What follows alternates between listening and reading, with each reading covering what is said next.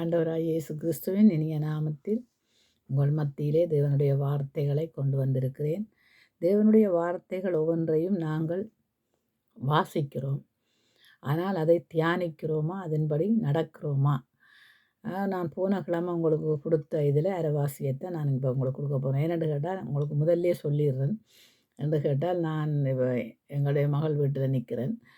இங்கே வேளாண் கொஞ்சம் வேலை செய்கிறது, இது இன்டர்நெட்டுகள் வேலை செய்கிறது திடீரென்று நிற்கிறதால இந்த இதுகளை நாங்கள் கொஞ்சம் குறைச்சி கொடுக்க வேண்டியதாக கிடக்கு. நான் அடிக்கடி கொடுக்க வேண்டியதாக கிடக்கு. டெலிஃபோன்களும் அப்படித்தான். டெலிஃபோன்களும் சில வேளைகளில் ஆன்சர் பண்ண முடியாது, சில வேளையில் லேட்டாக வரும். அப்படியான இதுகள் இருக்கிறபடியாக இனி தான் அவைகளுக்கு வேலைகள் ஆக்கள் செய்யும் போது தான் இனி அடித்து பிடிச்சி கதைக்கலாம். இதில் அநேகர் அரைவாசியோடு சொல்லி கொடுக்குறேன்ன்றது யோசிக்கக்கூடாது. ஏன்னு கேட்டால் 2ஆக பிரித்து தான் நான் கொடுக்க முடியும். ஆனால் அதில் போன கிழமை கொடுத்ததில் மிகுதியை நான் கொடுக்குறேன். அதுக்கு பிறகு இப்போ கொஞ்சம் கொஞ்சமாக தான் இப்போ கொடுக்க இருக்கிறேன். ஏன்னா நான் நிற்கும் வரைக்கும் அப்படித்தான் கொடுப்பேன். முதல்ல நாங்கள் ஜெபம் பண்ணுவோம். அதுக்கு பிறகு நான் உங்களுக்கு வார்த்தைகளுக்குள்ள கடந்து. பரலோக பிதாவே, நாங்கள் நன்றியோடு துதிக்கிறோம். ஆண்டவரே ஸ்தோத்தரிக்கிறோம், மகிமைப்படுத்துகிறோம். ராஜா, என்னை மகிமைப்படுத்துகிற எந்த ஸ்தானத்திலும் உங்களை நான் ஆசீர்வதிப்பேன். ஆண்டவரே அப்பா, அந்த பரலோக ஆசீர்வாதத்தினாலும் ஆண்டவரே நீர் எங்களை ஆசீர்வதிக்க போகிறதற்காய் நன்றியப்பா. இந்த காலங்கள் பொல்லாதா இருக்கிறபடியால் காலங்களையும் நேரங்களையும் கத்தருக்கென்று நாங்கள் வார்த்தையினாலே பிரயோஜனப்படுத்தத்தக்கதாய் ஆவியானவர் தாமே எங்களோடு இருக்கும்படியாய் செபிக்கிறேன். உதவி செய்யும்படியாய் செபிக்கிறேன். தேவ ஆவியானவர் என்னோடு இருந்து பேசும்படியாய் செபிக்கிறேன். நான் அல்ல, என் இரத்தம் அல்ல, என் மாம்சம் அல்ல சுவாமி, உம்முடைய ஆவியானவர் ஐயா, எங்களுக்குள்ளே திருவுளம் பற்றின ஆவியானவர் எங்களோடு இருந்து பேசும்படியாக செபிக்கிறேன். கேட்கிற ஒவ்வொருத்தரும் ஆண்டவரே அதன்படி நடக்க, அதன்படி செய்ய ஆண்டவரே நீர் கிருபை செய்யும்படியாக செபிக்கிறோம். ஆண்டவரே, வார்த்தையை கேட்டும் அதன்படி நடக்காதவனை தேவதீர் கண்ணோக்கி பார்க்கிறீர், அதன்படி நடக்கிறவனையும் கண்ணோக்கி பார்க்கிறீரப்பா. அதற்காக உமக்கு நன்றி சொல்லுகிறோம். ஆவியானவர் தாமே ஒவ்வொருத்தரையும் நடத்தும்படியாக செபிக்கிறேன். இயேசு கிறிஸ்துவின் நாமத்தில் ஜெபிக்கிறேன் நல்ல பிதாவே, ஆமென். இன்றைக்கு ஆண்டவர் தந்த வார்த்தைகளில் வெளிச்சம், தேவனின் ஒளியிலே நடக்கிறோம், வெளிச்சத்திலே நடக்கிறோம் என்று நாங்கள் சொல்லுகிறோம். ஆனாலும் அதன்படி நடக்கிறோமா?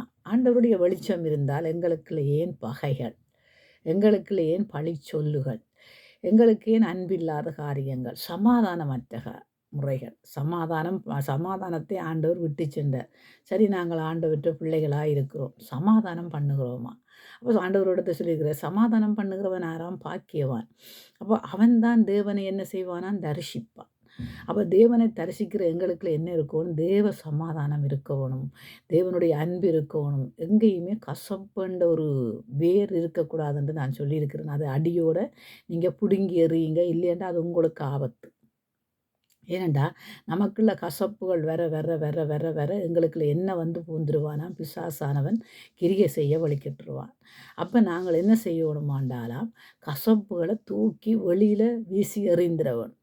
அப்போ நாங்கள் ஒளியிலே நடக்கிற நாங்கள், ஒளி என்றால் என்ன? நாங்கள் உலகத்தின் ஒளியும் சொல்கிறோம், பிசாசினுடைய ஒளியையும் சொல்கிறோம். பாருங்க, இருளிலே வெளிச்சத்தில் நடக்கிறேன் என்று சொல்லியும் இருளிலே நடக்கிறவன் அவன் தேவனை அறியான் என்று பார்க்குறோம் இல்லையா?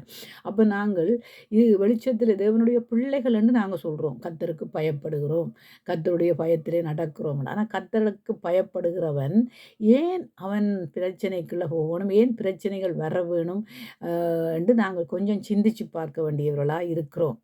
ஏனென்று கேட்டால் பிரச்சனையை கொண்டு வருகிறவன் சத்துரு என்று சொல்லுகிறோம். ஆனாலும் அவனுக்கு ஏன் நாங்கள் எதிர்த்து நிற்கிறதில்லை?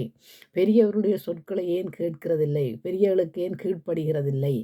ஏனென்று கேட்டால் அவன் கீழ்ப்படிய விடமாட்டான். ஏனென்று கடைசி காலத்தில் வாலிபர்களையும் கன்னியர்களையும் குழந்தைகளையும் தான் அவன் இழுத்து கொள்ள நினைப்பான். அதனால் பெற்றோர்கள் அதற்குள்ள சிக்கிக்கொள்ள பார்ப்பார்கள். ஏனென்று கேட்டால் காக்கைக்கு தன் குஞ்சும் பொன் குஞ்சு என்று சொல்லுவாங்க இல்லையா? அப்போ அவனுடைய பிள்ளைகள் அவனுக்கு ஒஸ்தியாக தெரியும். ஒவ்வொருடைய பிள்ளைகளும் ஒவ்வொருத்தருக்கும் ஒஸ்தியாகத்தான் தெரிவாங்க. இப்போ என்ன எடுத்துக்கொண்டீங்கன்னா, என் பிள்ளைன்னா நான் ஒஸ்தி என்று தான் சொல்லுவேன்.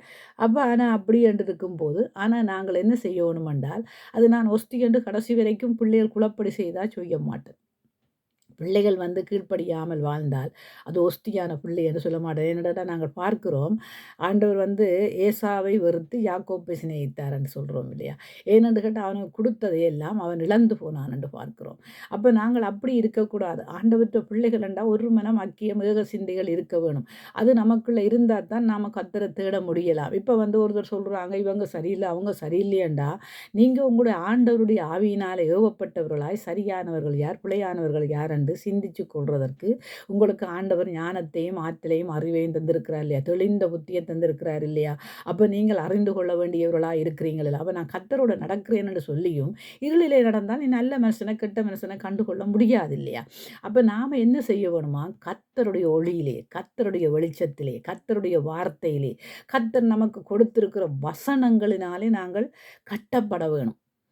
ஆண்டவர் சொல்லியிருக்கிறார் சமாதானமாயிருங்கள். அப்போ எங்களுக்குள்ள ஒரு திடீரென்று பிரச்சனைகள் வர்றது உண்டு தான், இல்லையென்று சொல்ல வரையில்லையே. ஆண்டவருக்கு வராத பிரச்சனையாக உங்களுக்கு வந்திருக்குது இல்லையே. உங்களுக்கு வர்ற பிரச்சனைகள் எல்லாத்தையும் இப்போ என்னை எடுத்துக்கொண்டீங்கன்னு சொல்லி சொன்னால், நான் ரட்சிக்கப்படுவதற்கு முன்னம் எனக்கு இருந்த பிரச்சனைகளை விட அதிகமாய் ரட்சிக்கப்பட்டதுக்கு பிறகு அதிகமான பிரச்சனை வந்தது.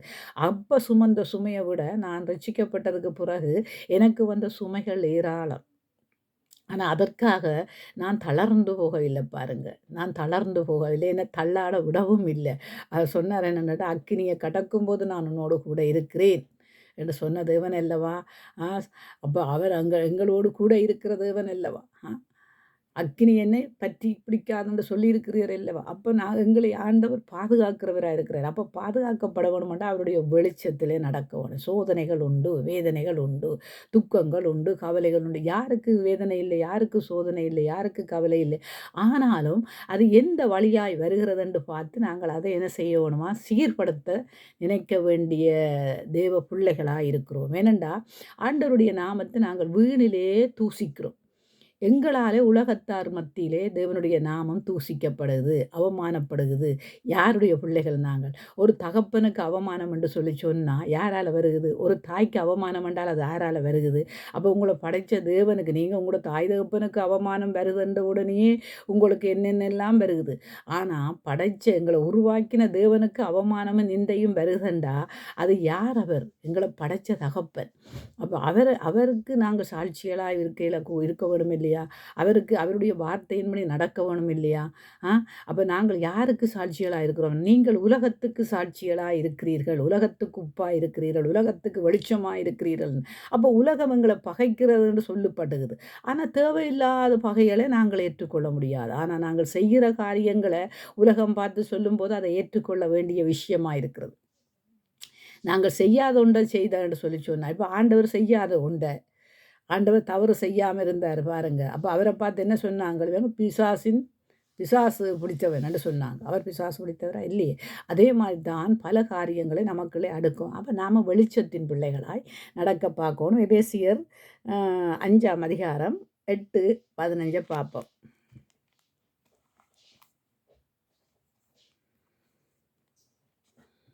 முற்காலத்திலே நீங்கள் அந்தகாரமாய் இருந்தீர்கள், இப்பொழுதோ கர்த்தருக்குள் வெளிச்சமாய் இருக்கிறீர்கள். வெளிச்சத்தின் பிள்ளைகளாய் நடந்து கொள்ளுங்கள். அப்போ முற்காலத்தில் நாங்கள் எப்படியா இருந்தோமா?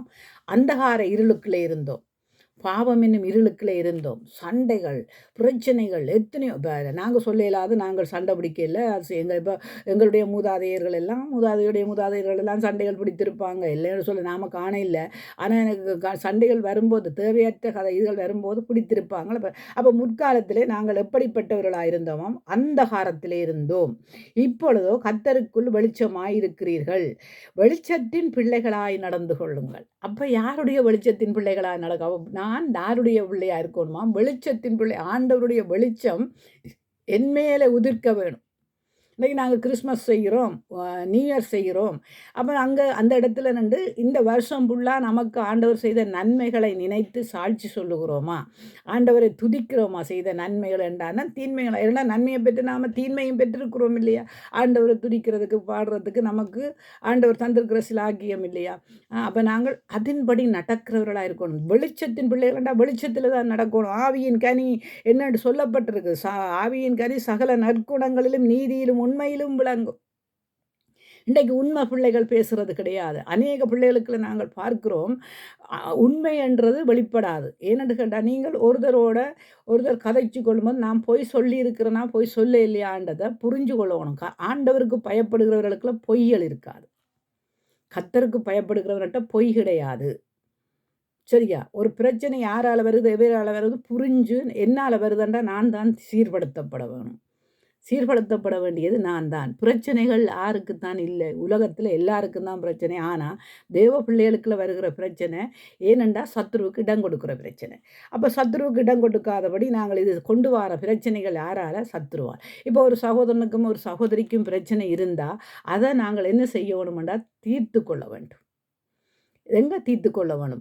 அப்போ அது ஒரு சபையில் பிரச்சனையாக இருந்தான்னு அதை சபையில் இருந்து மேய்ப்பர்கள் மூப்பர்கள்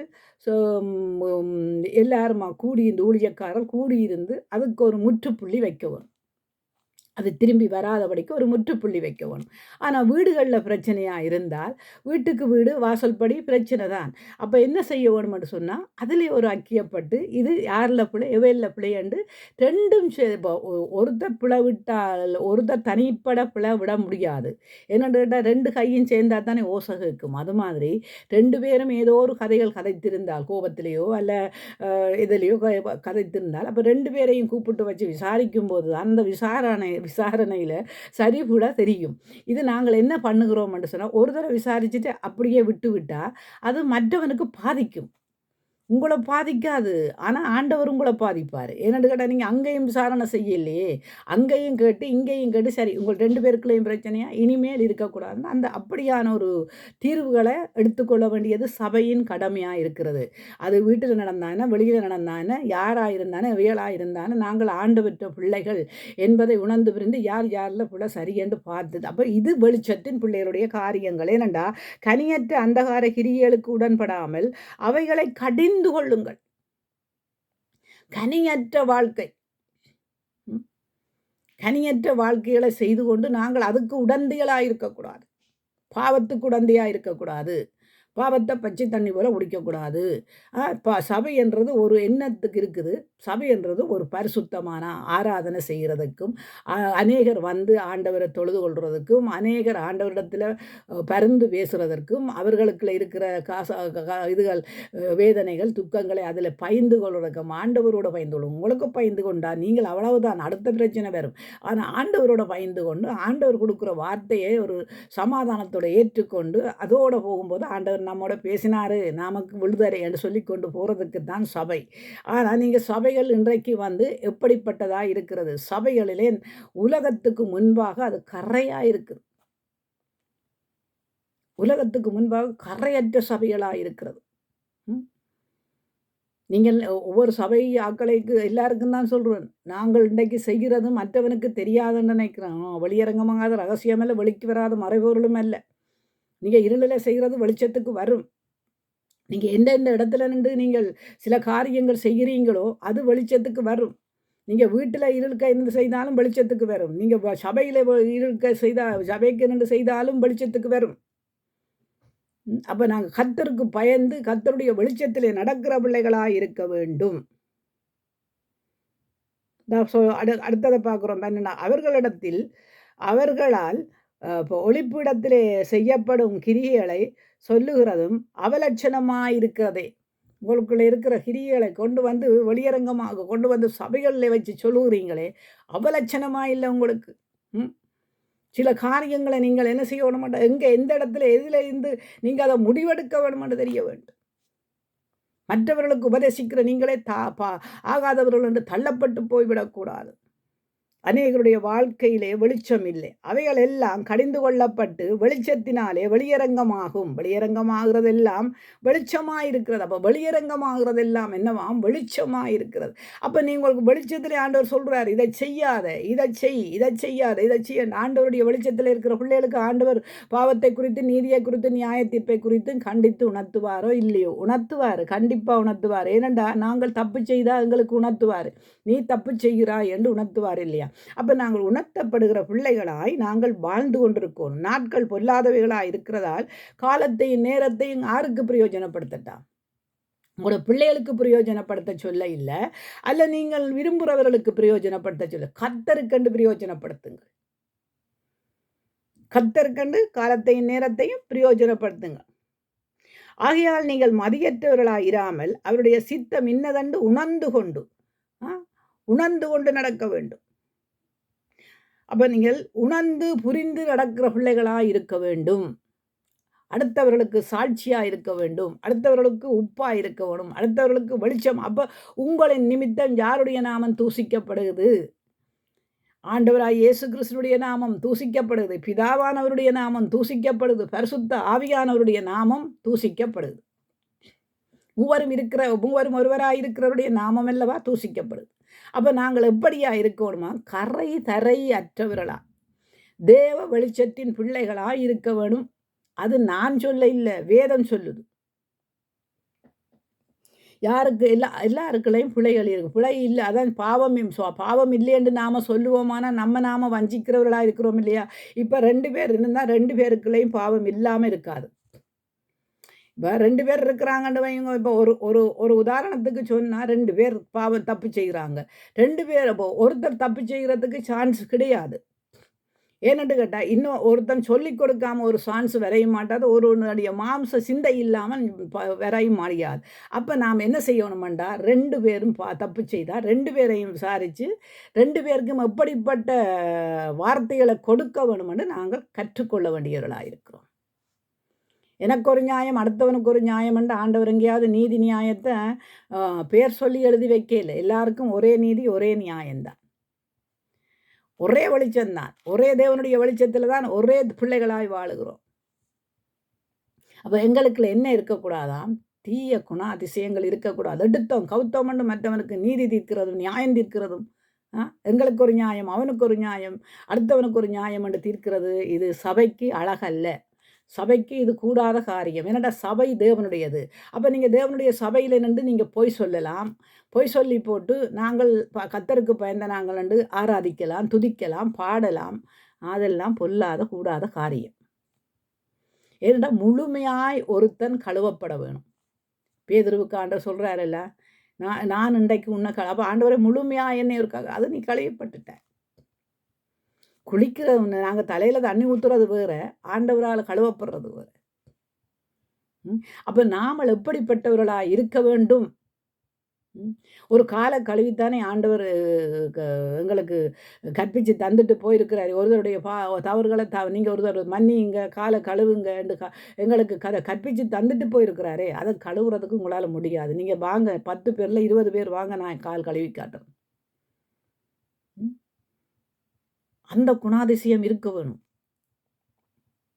சும்மா கண்ட பாட்டுக்கு அவ சரியில்லை, இவ சரியில்லை, இவ சரியில்லை என்று சொல்கிறது தப்பான காரியம். ஏனென்றால் என்ன சொல்லுவாங்க இல்லையா, பழக பழக பாலும் புளிக்கும்னு சொல்லுவாங்க. ஒருவரோட பழகி பார்த்தா தான் அவங்க நல்லவங்களா, அல்ல அவங்க எப்படிப்பட்டவங்க, ஆண்டவருக்குள்ள உண்மையாக வாழ்கிறாங்களா, உண்மையாக வாழ இல்லையான்றது தெரியும் அந்த குணாதிசத்தில். அப்போ நாம் கர்த்தருக்கு பயந்து கர்த்தருடைய வெளிச்சத்தில் நடக்கிற பிள்ளைகளாய் இருக்க யோசிக்க வேண்டும். கொலேசியர் 5:5 பார்ப்போம். கொலேசியர் 1:12 பார்ப்போம்.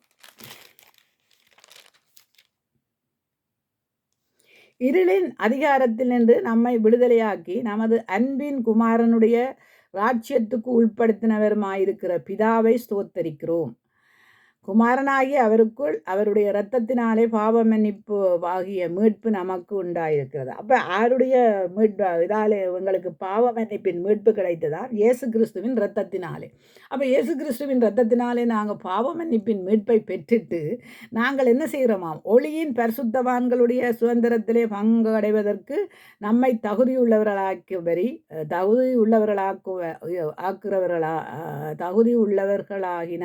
ஆகினவரும் இருளின் அதிகாரத்தில் நின்று நம்மை விடுதலையாக்கி. அப்போ நாம் எங்கே இருந்தோமாம்?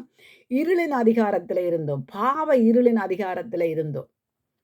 ஒருத்தரும் சொல்லலாது நாம் பாவம் செய்யலை என்று. பாவம்ண்டா எல்லாம் பாவம்தான். பொய் பாவம், களவெடுக்கிறது பாவம், அடுத்தவன் குடிய கெடுக்கிறது பாவம், அடுத்தவனுடைய பொருளை ஆசைப்படுறது. ஏன்னா 10 கட்டளை ஆண்டவர் கொடுத்துருக்கிறார் இல்லையா? ஆனால் அதை எல்லாத்தையும் 2 கட்டளைகளை ஆண்டவர் அடைக்கினவர் இல்லையா? எங்கே 2 கட்டளைகளை நீங்கள் வாழ்கிறீங்க? அந்த 10 கட்டளையில் கூட எதில் வாழ்கிறீங்களான்றது தெரியாது. அப்போ நாம் என்ன செய்ய வேணுமாம்? ஆண்டவருடைய வெளிச்சத்தில் நடக்க நடக்க நடக்க நடக்க நடக்க நடக்க நாங்கள் பாருங்கள், நாங்கள் மற்றவரோட கூட கதைக்கிறத விட வேதத்தை கூட வாசித்து வேதத்தில் நாங்கள் தியானிக்கும் போது ஆண்டவரை நாங்கள் ருசி பார்க்கிறவர்களாக இருக்கிறோம். ஆனாலும் எங்களுக்குள்ள எல்லாம் உள்ளுக்குள்ளே போகுமென்றது சொல்ல முடியாது. ஏன்னு கேட்டால் இங்கே நன்மையும் இருக்குது, தீமையும் இருக்குது. ஆனால் அப்போ நாம் நன்மையை பெற்றுக்கொள்ள வேணுமென்றால் நன்மையான காரியங்களைத்தான் செய்ய வேணும். தீன்மையான காரியங்களை எடுத்து வச்சு நாங்கள் தீன்மையிலேயே செய்ய வழிக்கிடுவோமா இருந்தால் கர்த்தருடைய பிள்ளைகள் என்று சொல்லுவதற்கும் நாங்கள் தகுதியற்ற. என்னென்று கேட்டால் நாங்கள் ஞானஸ்தானம் எடுத்திருக்கிறோம். ஆனால் ஞானஸ்தானம் எடுத்து போட்டு தப்பு செய்யலை என்று ஒருவர் சொல்ல முடியாது. ஒருத்தருக்கு ஒருத்தர் பொறாண்மை கொள்கிறோம், ஒருத்தருக்கு ஒருத்தர் காமகாரம் கொள்கிறோம், ஒருத்தருக்கு ஒருத்தர் எரிச்சல் கொள்கிறோம், ஒருத்தர் சண்டை பிடிக்கிறோம். காரணம் என்ன? காரணமில்லாத பகை. காரணமில்லாத பகை. சில பேருக்குள்ள பாருங்கள் இருக்கும். அந்த பகை எப்படியா வருதுண்டா, நான் உங்களுக்கு அடுத்த முறை அந்த பகையை பற்றி சொல்கிறேன். என்னென்ன காரணத்துக்காக பகைகள் வருதுண்டு நான் உங்களுக்கு அடுத்த முறை சொல்கிறேன். ஏனென்று கேட்டால் எல்லாம் நீங்கள் நினைக்கிறது என்னென்று கேட்டால், ஓ நமக்குள்ளே எல்லாம் முடிந்ததுன்று நினைக்கிறது. நோ, நமக்குள்ளே என்று நினைக்கும் ஆண்டவருக்குள்ளே. ஆண்டவர் பார்க்குறாரு இல்லையா? அப்போ ஆண்டவருக்கு தெரியாத ஒன்று இங்கே இல்லையே பூமியில். நீ பூமியில் எதையெல்லாம் செய்கிறியோ அதை ஆண்டவர் கண்ணோக்கி பார்க்குறல்ல. அப்போ ஆண்டவர்கிட்ட பிள்ளைகளுக்கு ஆண்டவர் வெளிப்படுத்தலாக கொண்டு வந்து கொடுப்பார் இல்லையா? சில பேருடைய காரியங்கள் ஜெபிக்கிறதுக்கு தடை. ஜெபம் என்று சொல்கிறது, ஒருத்தருக்காக ஜெபிக்கும் போது அந்த ஜெபம் ஆண்டவரிடத்தில் போய் சேர வேணுமென்றால் கூரையை பிச்சு கொண்டு போகுமாம் ஜெபம். அப்போ அதுக்கு ஆண்டவர் பதில் கொடுப்பார். ஆனால் அந்த ஜெபங்களுக்கு ஆண்டவர் பதில் கொடுக்காத இது காரியங்களும் இருக்குது. தாமதித்தாலும் அவர் பதில் கொடுப்பார், இல்லை உடனடியாகவும் பதில் கொடுப்பார். இல்லை இந்த மனுஷன் என்னிடத்துல வந்து தான் சேர வேணும்னு சொன்னால் அதுக்கு பதில் கிடையாது. இன்றைக்கு இருக்கிறோம், நாளைக்கு எப்படி இருப்போம்னு எங்களுக்கே தெரியாத நாங்கள் என்ன செய்கிறோம்? இப்போ இந்த காலங்களை பார்க்குறோம் இல்லையா? வர்ற வருஷம் நீங்கள் எத்தனை பேர் இருப்போமே, நான் இருப்போனே தெரியலையே. அப்போ தெரியாத நாங்கள் என்ன செய்யணுமா? இந்த தெரியாத புதிர்களை நாங்கள் படித்து இது எப்படிப்பட்டது, எப்படிப்பட்ட வாக்கு தத்தங்கள். ஆனால் நாங்கள் எடுக்கிறோம் பாருங்கள், வருஷம் என்ன செய்வோம்? வாக்கு தத்தங்களை எடுக்கிறோம். அந்த வாக்கு தத்தத்தின்படி நடக்கிறோமா? இல்லையே. மனைவிக்காக கணவன் என்ன செய்வார்? போய் சொல்லுவார். மனைவிக்கு பயம் கணவனுக்கு. என்னென்னு கேட்டால் ஒருத்தர்கள் ஆராக இருந்தாலும் ஆர் புலவிட்டாலும் அது மனைவிக்கு பயந்து போய் சொல்கிறது கூடாத காரியம். அதை ஆண்டவர் பார்த்து கொள்வார் இல்லையா? அப்போ பொய் என்ற காரியங்கள் புறம்பா தள்ளப்பட வேணும். பிரச்சனை புறம்பா தள்ளப்படணும். அது வேரோட பிடுங்கப்படணும். அந்த வேர் இருக்கும் வரைக்கும் ஆதியில் இருந்து நீங்கள் ஞானஸ்தானம் பெற்றிருந்தாலும் ஆதியில் இருந்து நீங்கள் ஞானஸ்தானம் பெற்றும் அந்த வேரோடு தானே வாழ்கிறீங்க, அந்த பகையோடு தானே வாழ்கிறீங்க. யாருக்குள்ள பகைகள் இல்லை. அப்போ இந்த பகைகள் எல்லாம் விட்டு வெளிச்சத்தின் பிள்ளைகளாக நாங்கள் மாற நினைக்க வேண்டும். கொரிந்தியர் நாங்கள் பார்க்கிறோம், கொரிந்தியரில் 12 இருந்து நாங்கள் பார்க்கிறோம். ஒளியிலுள்ள பரிசுத்தவான்களுடைய சுதந்திரத்திலே பங்கடைவதற்கு நம்மை தகுதியுள்ளவர்களாக்கும்படி இருளில் அந்தகாரத்தில் நின்று நம்மை விடுதலையாக்கி நமது அன்பின் குமாரனுடைய ராஜ்யத்துக்கு உட்படுத்தினவரும் ஆயிருக்கிற பிதாவை அப்போ ராஜ்யம், அவருடைய ராஜ்யம் அங்கே இருக்குதா? பரலோ ராஜ்யம் அங்கே இருக்கிறது. அப்போ பரலோ ராஜ்யம் பேச்சிலே அல்ல, பலத்தில் இருக்கணும். ஆவியானவருடைய பலத்தில் இருக்கணும். எங்களுக்கு என்ன குணாதிசயம் இருக்கணும்? ஒருத்தரை மன்னிக்கிற குணாதிசயம் இருக்கணும். ஒருத்தர் அவங்க செய்ததை நாங்கள் சரி ஓகே அறியாமல் செய்துட்டாங்க, ஆண்டவர் இவர்கள் அறியாமல் செய்தார்கள், இவர்களை மன்னியும் வேண்டாம். அப்போ நீங்கள் ஆண்டவர்கிட்ட பிள்ளைகளாக இருந்து கொண்டு இவர்கள் அறிஞ்சு செய்திருக்கிறார்கள் ஆண்டவரே, ஆண்டவரே அடியும் ஆண்டவரே உதயும் ஆண்டவரே என்று சொல்லி போட்டு நாங்களே என்ன செய்வோம்னு கேட்டால் உங்களுக்கு நம்ப மாட்டீங்க. என்னென்னு கேட்டால் சில பேர் சண்டை என்று சொன்னார். ரட்சிக்கப்பட்டவங்களுக்கு நான் யார் என்று தெரியுமா? நான் அந்த காலத்தில் அப்படி, இந்த காலத்தில் இப்படி, அந்த காலத்தில் நான் கத்தியை தூக்கினான், பொல்லை தூக்கினான், தண்டை தூக்கினான் என்று நாங்கள் ரட்சிக்கப்பட்டதுக்கு பிறகு அப்படி செய்ய முடியாது இல்லையா? நாங்கள் யாராம்? ஒரே இரத்தத்தால் கழுவப்பட்ட ஒரே சகோதரர்கள், ஒரே தாய், ஒரே பிள்ளைகள் என்று சொல்கிறோம். ஆனால் நாங்கள் அப்படி பார்க்குறோமா? அப்படி நடக்கிறோமா? முதலாவது பெண்களுக்கு சொல்கிறேன்.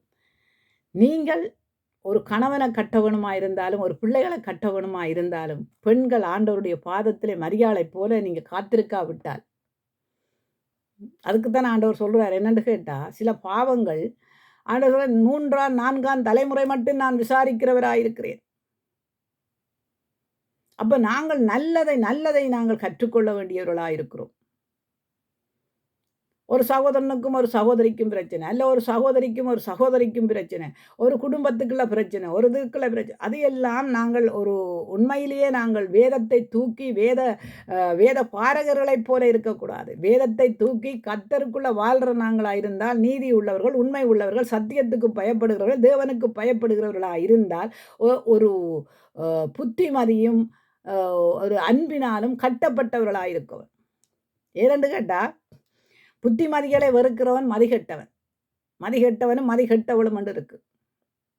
அதுக்காகத்தான் ஆண்டவர் சொல்றாருன்னா, புத்தியை சத்தமிட்டு கூப்பிடு, ஞானத்தை சத்தமிட்டு கூப்பிடு. ஏன் அது இல்லையண்டா நீ கேட்டு பெற்றுக்கொள்.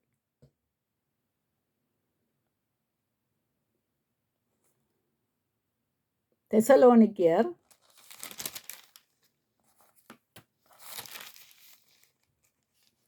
5:5 பார்ப்போம். நான் கெதிகரிக்கா போகிறேன். என்னடா சச்சமன் நின்றாலும் நான் அடுத்த இதுக்கு கொடுக்க வேண்டி கிடக்கும். 5:5 நீங்கள் எல்லோரும் வெளிச்சத்தின் பிள்ளைகளும் பகலின் பிள்ளைகளுமாயிருக்கிறீர்கள். நாம் இரவுக்கும் இருளுக்கும் உள்ளவர்கள் அல்லவே. அப்போ நாங்கள் எப்படிப்பட்ட பிள்ளைகளாக இருக்கிறோமாம்? வெளிச்சத்தின் பிள்ளைகள், பகலின் பிள்ளைகளுமாய் இருக்கிறோம். நாம் இரவுக்கும் இருளுக்கும் பிள்ளைகள் அல்லவே என்று ஏன் சொல்லியிருக்கேன்னு சொன்னால், அந்த இருளும் இரவும், அப்போ இரவு வந்து இருட்டாக இருக்கும். அதே மாதிரி பாவமும் வந்து நமக்கு இருட்டாக தான் இருக்கும். நாம் இருளிலே இருக்கிறோம். அப்போ பாவ இருளிலே இருக்கிறோம். அப்போ இரவு நம்மை சூழ்ந்திருக்கிறது. எப்படி இரவுன்னு சொன்னால் இருட்டுத்தான். அதே மாதிரி தான் இருள் என்று சொல்லி சொன்னாலும் இருட்டுத்தான். அப்போ பாவம் நம்மை எப்படியா வச்சிருக்குதாம்? இருளாய் வைத்திருக்கு. அப்போ இரவுக்கும் இருளுக்கும் ஒரே சம்பந்தம் தான். ஏன்னா நாங்கள் வெளிச்சத்திலே நடக்கிறோம் என்று சொல்லியும் இருளிலே நடக்கிறவர்களாக இருக்கிறோம் என்று சொல்லப்பட்டிருக்கு. அப்போ நாம் இருளிலே நடந்தால், அப்போ நாங்கள் குருடன் வழிகாட்டியது மாதிரி தான் இருப்போம். குருடனுக்கு குருடன் வழிகாட்டினா இருவரும் என்ன செய்வாங்களாம்? குழியில் விடுவாங்க. அப்போ நாங்கள் அப்படிப்பட்ட பிள்ளைகளாகவோ அல்ல குடும்பங்களாகவோ மேய்ப்பர் குடும்பங்களாகவோ யாருமா இருக்கக்கூடாது. இன்றைக்கு வந்து மேய்ப்பர் குடும்பங்களும் விழுந்து போகிறாங்க, மூப்பர் குடும்பங்களும் விழுந்து போகிறாங்க, ஊழியக்கார குடும்பங்களும் விழுந்து போகிறாங்க, விசுவாச குடும்பங்கள் விழுந்து. ஏன் வாலிப பிள்ளைகளுக்கு நாங்கள் எதை கற்றுக் கொடுக்க வேண்டும்? என் பிள்ளை என்று பார்க்கக்கூடாது. சபையில் இருக்கிறவர்கள் எல்லாரும் உங்கள் பிள்ளைகள். நீங்கள் ஒரே ரத்தத்தால் கழுவப்பட்ட தாய் தகப்பன்மாருக்கு எல்லாருக்கும் சபையில் இருக்கிறவங்க ஒரே பிள்ளைகள். அப்போ ஒரே புத்திமதி இருக்கணும். என்னென்னு கேட்டால், பாவம் செய்யாதே, அது ஒரே தரம், 2 பேருக்கும் உரியது. அப்போ நாம் என்ன செய்கிறோமாம்? நம்மட நினைவுகள் எல்லாம் எப்படியா இருக்கிறதா? திருக்குள்ளதா இருக்கிறது. அதான் ஆண்டவர் சொல்றாரு, திருக்கா இருக்கிறது. இருதயம் எப்படிப்பட்டதா இருக்கிறதான்? திருக்கா இருக்கிறது. வெள்ளை அடிக்கப்பட்ட கல்லறைகளாக இருக்கிறோம், வேத பாரகர்களாக இருக்கிறோம். இன்றைக்கு நாங்கள் வேதத்தை வாசிக்கிறோம், நாங்களும் வேத பாரகர்களாக இருக்கிறோம் என்றது மாதிரி தான் தெரிகிறது. ஏனென்றால் வேதத்தை வாசித்து வேதபாரர்கள் அதன்படி நடக்க இல்லையே. அதன்படி நடந்திருந்தார்கள் என்றால் அவங்க எப்படியா வல்லமையாக நடந்துக்கப்பட்டிருப்பாங்க. ஆனால் ஆண்டவர் வந்து இங்கே வேதத்தை பற்றி கொடுக்கும்போது சொல்கிறார், என்னுடைய வார்த்தைகள் உங்களுக்குள்ளும் நீங்கள் எனக்குள்ளும் இருக்கும்போது கிரியைகளை நான் நடப்பிப்பேன். தேவனுடைய ராஜ்யம் சும்மா இல்லை, உங்களோட வாய் பேச்சினாலே இல்லை. இன்றைக்கு பிரசங்கிக்கு பண்ணுறோம், இன்றைக்கு நாங்கள் என்ன செய்கிறோம்? மற்றவர்களுக்கு சொல்லுகிறோம். ஆனால் நாங்கள் செய்யாமல் இருக்கும்போது ஆண்டவர் எங்களை பார்ப்பாரா இல்லையா? ஏனென்று கேட்டால், கண்ணில் உத்திரம் இருக்கும்போது என் கண்ணில் இருக்கிற உத்திரத்தை எடுக்காமல் இன்னொருத்தன் கண்ணில் போய் உத்திரத்தை எடுக்க போனால் உன் கண்ணில் குத்து விடும். ஏன்னா என் கண்ணில் இருக்கிற துரும்பத்தான் நான் எடுக்க வேணும், அடுத்தவன் கண்ணில் இருக்கிற துரும்பு எடுக்க போகக்கூடாது. ஏன்னா நாங்கள் முன்னுக்கு போய் அடுத்தவன் கண்ணில் இருக்கிற துரும்பு எடுக்க போனதுனால இப்போ எங்களோட கண்ணுக்குள்ள துரும்பு வருகுது பாருங்க, எங்களால் எடுக்க முடியாமல் கிடக்கு. அதனால தான் சொல்கிறது என்னென்னா, முதல் என் கண்ணில் இருக்கிற துரும்பி எடுத்து தான் அடுத்தவன் கண்ணில் இருக்கிற துரும்பி எடுக்க போகணும். அப்போ நான் வெளிச்சத்தை கண்டுகொள்ளுவேன், மற்றவனுக்கு வெளிச்சம் உண்டாக்குவேன். ஆலோசனைகள், ஒரு மனுஷனுடைய ஆலோசனைகள் கேட்கும்போது நல்லாத்தான் இருக்கும். ஆனால் அவங்களுக்கென்ற ஒரு ஆலோசனை வரும்போது புரிஞ்சு கொள்ளலாம், அவங்களுடைய ஆலோசனை என்ன, எங்களுடைய ஆலோசனைகள் என்னன்னு. அப்போ அவங்க நமக்கு முதல்ல கொடுத்த ஆலோசனை என்ன, இப்போ நாங்கள் கொடுக்கும்போது அவங்க கேட்காம இருக்கிற ஆலோசனைகள், அப்போ அவங்க எங்களுக்கு தான் ஆலோசனை கொடுக்குறாங்களே ஒழிய தங்களுக்கு நாங்கள் கொடுக்குற ஆலோசனைகளை ஏற்றுக்கொள்ள மாட்டாங்க. அப்போ நாம் எப்படி நினைக்கணுமாம், அந்தகார இருளிலிருந்து எங்களை ஆச்சரியமான ஒளிக்கு கொண்டு வந்த தேவனுடைய பிள்ளைகளாக இருக்க வேண்டும்.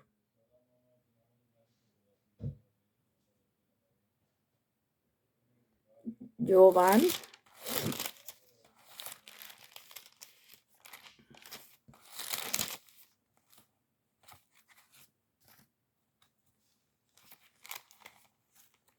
12.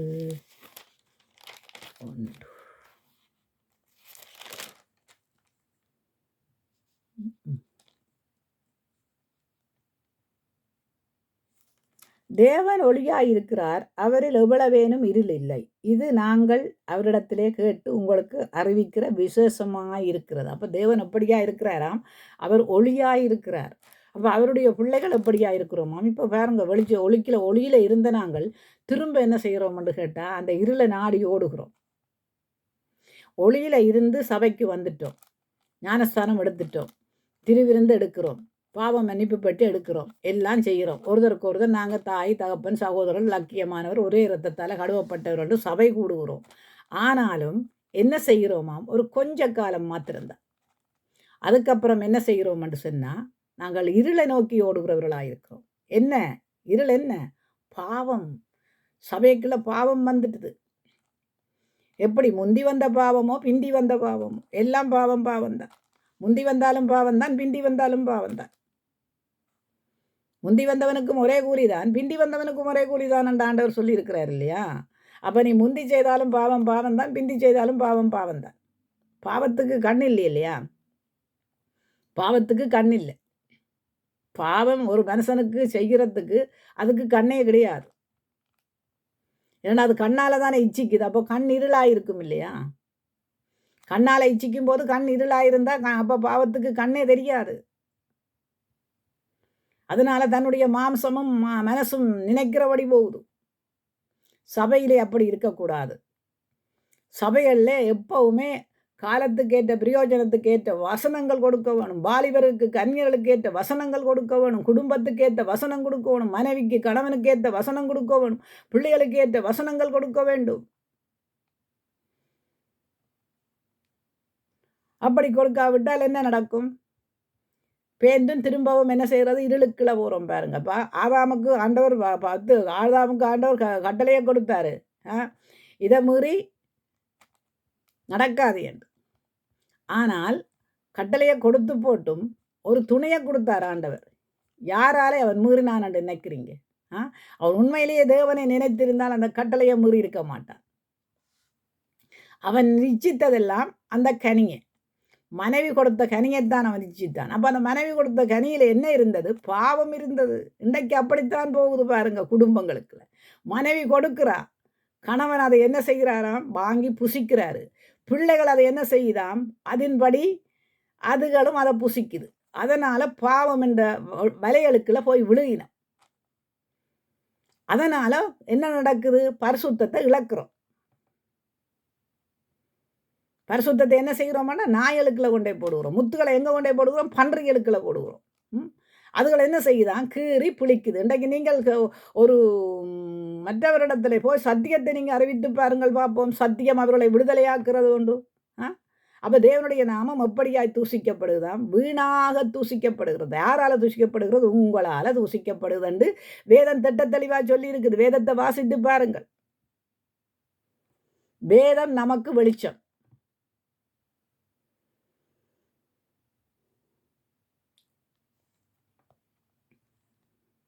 கர்த்தருக்கு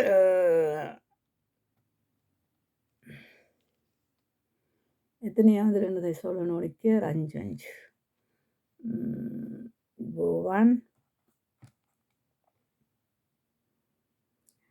தேவன் தேவன் ஒளியாய் இருக்கிறார், அவரிடத்தில் எவ்வளவேனும் இருள் இல்லை. இது நாங்கள் அவரிடத்திலே கேட்டு உங்களுக்கு அறிவிக்கிற விசேஷமா இருக்கிறது. அப்போ அவர்கள் 12 சீசர்களும் தேவனை குறித்து அறிவித்தார்கள், நாங்கள் பார்க்கிறோம் இல்லையா? அவங்க ஓடின ஓட்டத்தில் நீங்கள் கொஞ்சம் கூட ஓடவில்லையே. நீங்கள் சொல்கிறீங்களே என்னன்னு கேட்டால், மோசையை குறித்து மீரியான் வந்து முறுமுறுத்தான். மோசையை குறித்து மீரியாள் என்ன செய்தாண்டா முறுமுறுத்தாள். அவள் பேர் இதண்டாளாம். ஆனால் அவளுக்கு குஷ்டரோகம் வந்து நீங்கள் மோசையும் போல செய்திருக்கிறீங்களா ஊழியம்? மற்றவங்க முறுமுறுக்க உங்களுக்கு முறுமுறுத்தவங்களுக்கு குஷ்டரோகம் வர்ற அளவுக்கு நீங்கள் ஆண்டவருக்கு பயந்து ஆண்டவருக்கு நடுங்கி வாழ்கிறீங்களா? இல்லையே. ஆண்டவருடைய கட்டளையின்படி மோசே ஜனங்களை கூட்டி சென்றான். ஆனாலும் அவன் பேசுன்னு சொன்னதுக்கு அடிச்சானே ஒழிய அந்த கானான் தேசத்துக்கு நுழைய முடியாமல் போய்விட்டதை ஒழிய, மற்றபடி மோசைக்கும் ஆண்டவருக்கும் எவ்வளவுக்கு ஐக்கியம் இருந்ததுன்னு தெரியுமா உங்களுக்கு? அவன் என்ன சொன்னான்னு சொல்கிறீங்க? இந்த ஜனங்களை கொண்டு வந்தது ஆண்டவரை நீங்கள் அழிக்கிறதற்கோ? இந்த ஜனங்களை அழிப்பீரானா என்னுடைய பேரை கிருங்க. நீங்கள் யாராவது சொல்லுவீங்களா என்ன? என்னுடைய பேரை கிருக்குங்க ஆண்டவரே, இந்த ஜனங்களை கொண்டு வந்துட்டேன். அப்படி இல்லையே. எத்தனை ஆடுகளை வெளியில் விட்டுட்டீங்க? எத்தனை ஆடுகளுக்கு சாட்சி இல்லாமல் வாழ்ந்து ஜனங்கள் ஓடி தப்பிட்டுது. எங்கே போயிட்டுது? எங்கே போய் நிற்கிது? ஆடுகளை ஆண்டவர் வந்து உங்கள்கிட்ட கேட்டால் கணக்கு கொடுப்பீங்களா? ஆட்டுக்கு கணக்கு நீங்கள் கொடுப்பீங்களா? கொடுக்க முடியாது. ஏன்? யாரால? எதாலே? அந்த மோசை மாதிரி நீங்கள் ஆக முடியுமா என்ன? நீங்கள் அந்த மோசை மாதிரி ஆயிட்டீங்கன்னா குஷ்டரோகம் வர்றதுக்கு சான்ஸ் உண்டு. ஆண்டவர் மோசைக்கு கொடுத்த ஊழியம், ஆரோனுக்கு கொடுத்த ஊழியங்களை உங்களுக்கு கொடுத்துருக்கிறார் நீங்கள். ஆனால் நீங்கள் கொடுத்துருக்கிறாரே கர்த்தர். 12 அப்போஸ்தலருக்கும் கொடுத்தாரு. 12 அப்போஸ்தலரும் ஓட்டம் மூடினாங்க. ஆனால் அவங்க எப்படியா மரித்தாங்கன்றது நீங்கள் வேதத்தை திட்ட தெளிவாக வாசிக்கிறீங்க. வாசிக்காத நீங்கள் இல்லையே. திட்ட தெளிவாக வாசிக்கிறீங்க. 12 அப்போஸ்தலரும் எப்படி மரித்தார்கள் என்று. ஏன் இடையிலே பிடித்த பவுல் அடியான் எப்படியாய் ஓடினான் என்று பார்க்குறீங்க தானே. நல்ல ஓட்டத்தை ஓடினான், விசுவாசத்தை காத்து கொண்டான், நீதியின் கிரீடம் அவனுக்கு கொடுக்கப்பட்டது. அவன் எல்லாமே அவனுக்கு இருந்தது. ஆனால் எல்லாம் அவனுக்கு எல்லாமா இருக்கையில் எல்லாம் குப்பையாக இருந்தது. இன்றைக்கு நீங்கள் என்ன செய்கிறீங்க? எல்லாம் குப்பை என்று நினைக்கிறீங்களா? எல்லாம் கூலம் என்று நினைக்கிறீங்களா? இல்லையே. ஒரு பக்கத்துக்கு ஆண்டவர், ஒரு பக்கத்துக்கு என்னுடைய மாம்சம். என்னுடைய மாம்சம் எதை சொல்லுதோ நான் அதைத்தான் செய்வேன். கலப்பையில் கையை வச்சிருக்கிறீங்க. அது மட்டும் இல்லை. என் பின்னே வர்றவன் என்ன செய்ய வேணுமாம்? எல்லாத்தையும் இழந்து வர வேணும். உங்களுக்கு இழக்கிறதுக்கு விருப்பம் இல்லை. கலப்பையில் கையை வச்சுட்டு விட்டுட்டீங்க, விடுறீங்க பாருங்க. எப்படி விடுறீங்க? துணிகரமா ஆண்டவற்ற கலப்பையில் கையை வைக்கிறீங்க. ஆனால் விடுறீங்க யாருக்காக? எவைக்காக? அதை நீங்களே சிந்திச்சு பாருங்க.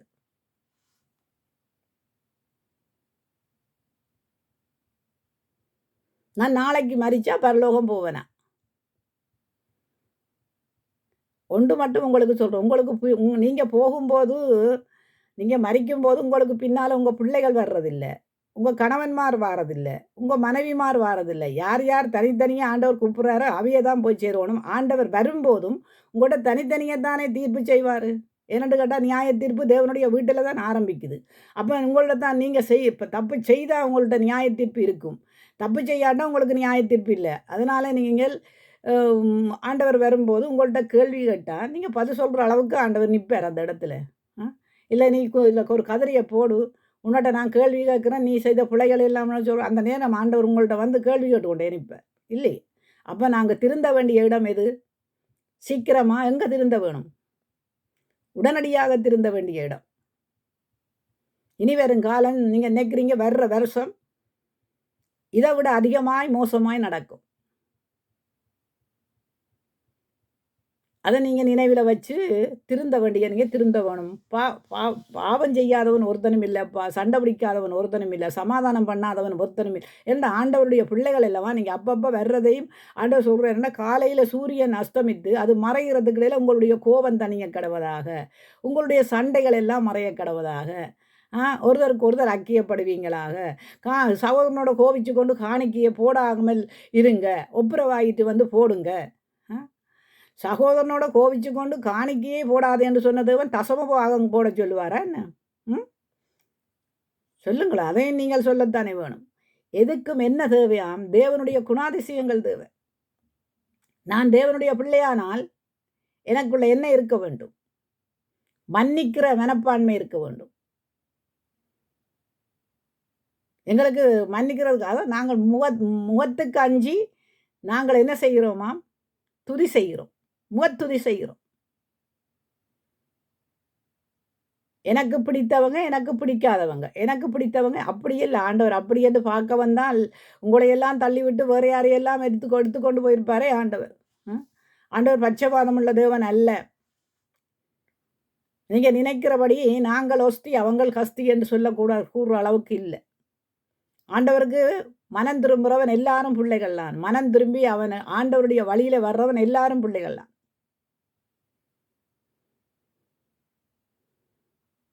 இன்றைக்கு உலகத்தார்ன்னு நீங்க சொல்றீங்க. உலகத்தானுக்குள்ள இருக்கிற அந்த பாவ வழிகள் உங்களிடத்துல இல்லையென்று நீங்க ஒரு காரியத்துல சொல்லுங்க பாப்போம். உலகத்தான் சண்டை பிடிக்கிறான். உங்கள்ட்ட சண்டை சச்சரவு இல்லையென்று சொல்லுங்க பாப்போம். ஒரு காலத்துல நீங்க பக்தி விருத்தி உள்ளவர்களா இருந்தீங்க. இப்ப எப்படி இருக்கிறீங்களாம்? பக்தி அற்றவர்களா இருக்கிறீங்க. உலகத்தான் சண்டை பிடிக்கிறான். உங்களுக்குள்ள சண்டை இல்லையா? உலகத்தான் பொல்ல பிடிக்கிறான். உங்கள்ட்ட பொல் இல்லையா? ஆனா சத்தியத்தை என்ன செய்கிறீங்கன்னு கேட்டா, நாளுக்கு நாள் ஞாயிறு கிறிஸ்தவர்களா இருக்கிறீங்க. ஞாயிறு கிறிஸ்தவனா இருக்கிறவன் ஒரு நாள் இல்ல ஒரு நாள் வெளிப்படுவான்.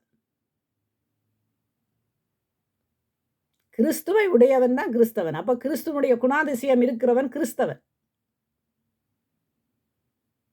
கிறிஸ்து என்ன செய்கிறார்? மன்னிக்கிறார் இல்லையா? சிலுவையில இருந்த கள்ளனையும் மன்னித்தார் இல்லையா? அவன் தாகாதது ஒன்றும் செய்ய இல்லையேன்னு அவன் சொன்னதுக்கு, ஆண்டவரே நீர் வரும்போது என்னை நினைவு இன்றைக்கு நீ என்னோட பரதீசியில இருப்பாய். அப்ப அதை பற்றி கதைக்காத மற்ற கள்ளனுக்கு பரதீசி கிடைக்க இல்லை. ஆனால் அவன் மனம் திரும்பினான், பரதீசி கிடைச்சது. அவன் கள்ளன். அவன் ஞானஸ்தானம் எடுத்தானா என்ன? இல்லையே. மனம் திரும்புதலின் நிமித்தம் அவன் பரதேசிக்கு போனான்.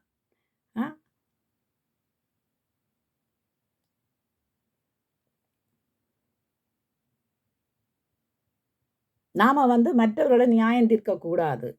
பிழை சரியா நாம என்ன செய்கிறோட ஒரு சபையா இருந்தால், இன்றைக்கு நீங்க போய் பார்லிமெண்ட்டில் ஒரு காரியங்களை கதைக்க போறாங்கன்னா, பார்லிமெண்ட் கூடுவாங்க.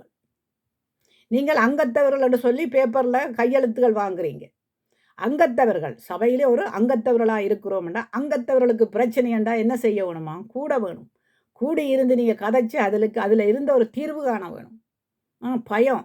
என்ன பயம்? உங்களுக்குள்ளேயே பயம் இருக்குமா இருந்தால் அப்போ ரட்சிக்கப்பட்டவனுக்கு பக்கத்தில் ரட்சிக்கப்படாதவன் இருந்தால் அவன் பயப்படுவான் தானே. ஏன்னு கேட்டால் நாளைக்கு நாம் ரட்சிக்கப்பட்ட நாங்கள் அவனுக்கு முன்னால் சண்டை பிடிக்கும் போது அவங்க போய் நாளைக்கு இவங்க என்னப்பா சேர்ச்சிக்காரங்கன்னு சொன்னால் சாட்சி இல்லாத வாழ்க்கை இல்லையா? அப்போ வெளிச்சத்துலையா வாழ்கிறோம் நாங்கள்.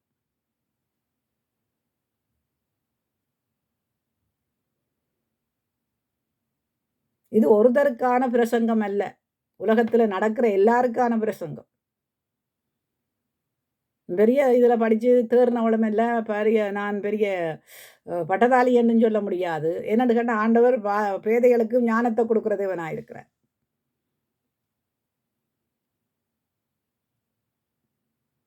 தயவுசெய்து வெளிச்சத்தின் பிள்ளைகளாக நடக்கிறோம் என்று சொல்லுகிற நீங்கள் உங்களுக்குள்ள பொய் இருக்கக்கூடாது. ஆண்டவர் பார்க்குறார். பொய் என்ற காரியங்கள் உங்களுக்குள்ளே உள்ளத்தில் இருக்குமா இருந்தால் அதை நீங்கள் வேரோடு பிடுங்க வேணும். பாவமண்ட காரியங்கள் உங்களுக்குள்ள இருக்குமா இருந்தால் அதை நீங்கள் வேரோட பிடுங்கணும். ஏன்னா அங்கே அடியில் வேர் இருந்தால் அது துளிர் விடத்தான் செய்யும். அது நாளுக்கு நாளாக நோண்டி கொண்டு தான் இருக்கும். அதை பிடுங்கி எறிந்திட்டீங்கன்னு சொன்னால் எனக்கும் அந்த சகோதரிக்கும் எந்த பிரச்சனையும் இல்லை, தூக்கறி. அப்போ உனக்கு அந்த சபையில் சமாதானம் கிடைக்கும், அந்த தேசத்தில் சமாதானம் கிடைக்கும், அந்த வீட்டில் சமாதானம் கிடைக்கும். நீ எங்க போறியோ அங்க சமாதானத்தின் தேவன் சமாதானத்தை கொண்டு வருவாரப்பா.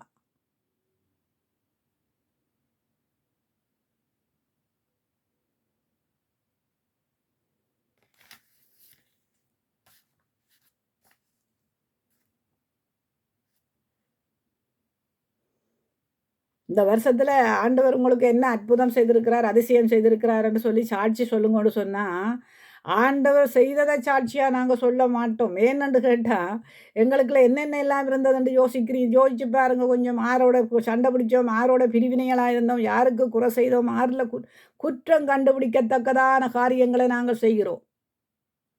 நாங்கள் கண்டுபிடிக்கிறது இல்லை, ஆண்டவர் கண்டுபிடிக்கத்தக்கதா. யாரில் குற்றம் யாரில் குற்றம் இல்லையாண்டு ஆண்டவர் கண்டுபிடிக்கத்தக்கதா. நாங்கள் சொல்லிட்டு மறைச்சிட்டு போவோம் பாருங்க. ஒரு தவறை நாங்கள் சொல்லிட்டு அதை மறைச்சிட்டு போவோம். ஆனால் ஆண்டவர் சொல்கிறார் இல்லையா, மோசே ஜனங்கள் இப்படி செய்து கொண்டிருக்கிறார்கள், இறங்கி கீழவோ. கண்டார் இல்லையா ஆண்டவர். தாவீது ஸ்தானம் பண்ண போன ஒப்பரிகையில் இருந்து கொண்டு ஊசியாவினுடைய மனைவியை பார்த்தான்ன்றது ஆண்டவருக்கு தெரியும். ஆனால் நாத்தானுக்கு சொல்லி அனுப்புகிறார் பாருங்க தாவீது செய்த தப்பை. ஆனால் ஊசியாவுக்கு தெரியாது. தன் மனைவி தப்பு செய்தாள்ன்றது ஊசியாவுக்கு தெரியாது. ஆனால் ஆண்டவருக்கு தெரியும் பாருங்க. அவர் எப்படி விட்டவராம்? 7 கண்களுடைய தேவன். அவர் 7 கண்களுடைய தேவன், 7 நாட்களை உண்டாக்கின தேவன், 7 நட்சத்திரங்களை உண்டாக்கின தேவன், 7 சபைகளை உண்டாக்கின தேவன். அப்படிப்பட்ட தேவனுக்கு முன்பாக நாங்கள் பொய் சொல்கிறதும் புரட்டி சொல்கிறதும் சண்டை பிடிக்கிறதும் யார் யாரில் புலை யார் யாரில் சரி என்றதும் அங்கிருக்கிறவருக்கு தான் தெரியும். நாங்கள் கண்டபாட்டுக்கு கதைச்சிட்டு போயிடலாம். அவையல்ல பிழை இவையல்ல பிழை இவையல்ல பிழைன்னு சொல்லிட்டு போகலாம். ஆறில் பிழையோ அவருக்கு தான் தெரியும். அது அவர் பார்த்துக்கொள்கிற விஷயங்கள். கர்த்தருக்கு பயப்படுகிறவன் ஒருவரோடு ஒருவர் கதைக்கிறதை கர்த்தர் என்ன செய்கிறாரா? காது கொடுத்து கேட்கிறாரா? என்னத்தை கதைக்கிறாங்க? என்ன குறித்து கதைக்கிறாங்களா? அல்ல தப்பு செய்கிற குடும்பங்களை குறித்து நல்லது கதைக்கிறாங்களா? கெட்டது கதைக்கிறாங்களா?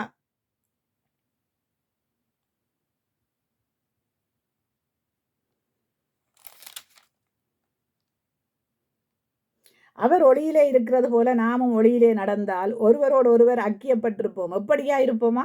அவர் ஒளியிலே நடக்கிறது போல நாமும் நடந்தால் ஒருவரோடு ஒருவர் எப்படியா இருப்போமா? சபையில் சபை குடும்பங்களுக்குள்ள நான் எல்லாருக்கும் தான் இதை கொடுக்குறேன். மேப்பர் குடும்பங்கள்ல இருந்து தனிப்பட்ட மேப்பரில் இருந்து ஊழியக்காரிகள் வாலிபர்கள் எல்லாருக்கும் தான் கொடுக்குறேன். அப்போ நீங்கள் ஒளியில் இருந்தால் ஐக்கியப்பட்டிருப்பீங்க. உங்களுக்குள்ள என்னத்துக்கு பிரிவினைகள்? பவுலடியானோரிடத்தை சொல்றானல்ல, உங்களுக்குள்ளே பிரிவினைகள் உண்டென்று நான் அறிந்திருக்கிறேன். அப்போ உங்களுக்குள்ள என்னத்துக்கு பிரிவினைகள்?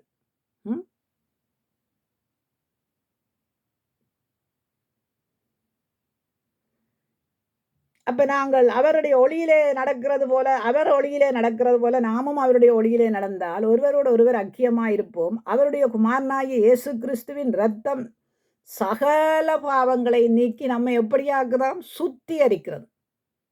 இப்போ நாங்கள் சுத்திகரிக்கப்பட்ட நாங்கள் ஐக்கியப்பட்டிருக்கிறோமா? இல்லை. திரும்பவும் என்ன செய்கிறோம்? நாய் தன் கக்கினதை நக்குது. நாய் என்ன செய்தான்? தான் கக்கினதை நக்குது. இன்றைக்கு நீங்கள் என்ன தான் செய்கிறீங்க? அதைத்தான் செய்கிறீங்க.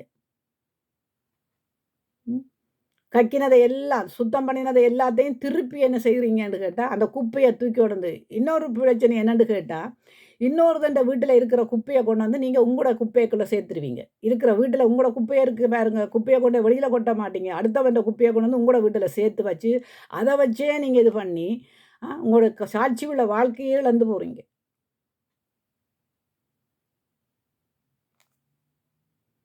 தப்பான காரியங்கள் செய்தால் தப்புத்தான். அது யார் செய்தாலும் தப்புத்தான். அது மேப்பன் செய்தாலும் தப்புத்தான், மூப்பன் செய்தாலும் தப்புத்தான், ஊழியக்காரன் செய்தாலும் தப்புத்தான். ஏனண்டா நீங்கள் செய்கிறதொண்டும் மனுஷனுக்கு தெரியாமல் இருக்கலாம், அல்ல மனுஷன் செய்கிறதொண்டும் ஆத்துமா விசுவாசிகள் செய்கிறதொண்டும் உங்களுக்கு தெரியாமல் இருக்கலாம். மேலே இருக்கிறவருக்கு கண்டிப்பாக தெரியும். ஏனண்டா அவர் தான் உங்களை அழைச்சவர், உண்மை உள்ளவராக இருக்கிறாரு. பாவத்தை கண்ணோக்கி பாராத சுத்த கண்ணன், பொய்யுரையாத தேவன், நீதிபரர், நற்குணங்களை கொடுக்கிறவர், சாந்த குணங்களை கொடுக்கிறவர், சமாதானத்தை கொடுக்கிறவர், அன்பை கொடுக்கிறவர், அதையெல்லாம் கொடுத்துட்டு போன தேவனுக்கு முன்பாக நாங்கள் தேவ பிள்ளைகள் என்று சொல்கிறோம். இயேசு கிறிஸ்துவின் இரத்தத்தால் கழுவப்பட்டவர்கள் எத்தனை பேர்களோ அத்தனை பேர்களும் தேவனுடைய புத்திரர்கள். அப்போ நாங்கள் தேவனுடைய புத்திரர்கள் என்று அழைக்கப்பட்டால் எங்களுக்குள்ள என்ன குணாதிசயம் இருக்கணும்? தகப்பனுடைய குணாதிசயம் இருக்கணும். இப்போ ஒரு தாய் தகப்பனுடைய குணாதிசயம் பிள்ளைக்கு இருக்குமா இருந்தால் எங்களை படைத்தவருடைய குணாதிசயம் அல்லவா வேணும்? நாங்கள் இரண்டா ஒரே இரத்தத்தால் கழுவப்பட்ட நாங்கள் இல்லையா? அதனாலே ஆண்டவர் சொல்கிறார், நீங்கள் மாம்சத்திலே புறவாமல் ஆவியினாலே புறக்கப்பட்டிருக்கிறீங்க. மாம்சத்துக்குரியதெல்லாம் உங்கள்கிட்ட இருந்து அழிஞ்சு போயிட்டுது. இப்போ ஆவியினாலே புறக்கப்பட்ட உங்களுக்குள்ள ஆவியானவற்ற குணாதிசயம் இருக்க வேண்டும்.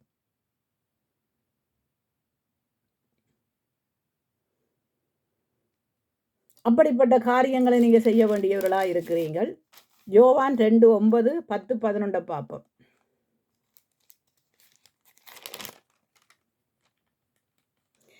அது பார்க்குறதுக்கு முன்னம் நான் 1வது அதிகாரத்தில் நான் கொடுத்ததில் 8வது வசனத்தை பார்ப்போம். நமக்குள் பாவம் இல்லை என்று சொல்லுவோமானால் நம்மை நாமே வஞ்சிக்கிறவர்களாக இருக்கிறோம்.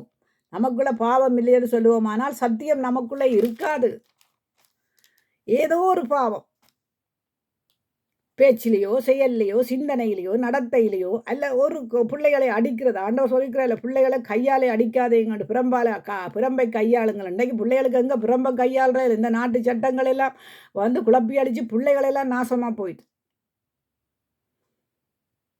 பிள்ளைகளை குறித்து தாய் தகப்பனுக்கு அக்கறையே கிடையாது. ஏனென்று கேட்டால் இந்த நாட்டு சட்டம். ஆனால் இந்த நாட்டுக்கு மேலான ஒரு நாட்டு சட்டம் இருக்கு இந்த வேதத்தில். ராஜாக்களுக்கும் ஞானத்தை கொடுத்தவர் அவர்தான். உங்களை பிரசிடன்மாராகவோ மந்திரியாகவோ ஜனாதிபதியாகவோ ஏற்றுக்கொண்டது பழைய ஏற்பாட்டின் காலத்திலேருந்து புதிய ஏற்பாட்டின் காலத்தில் கண்டு கத்தர் தான்.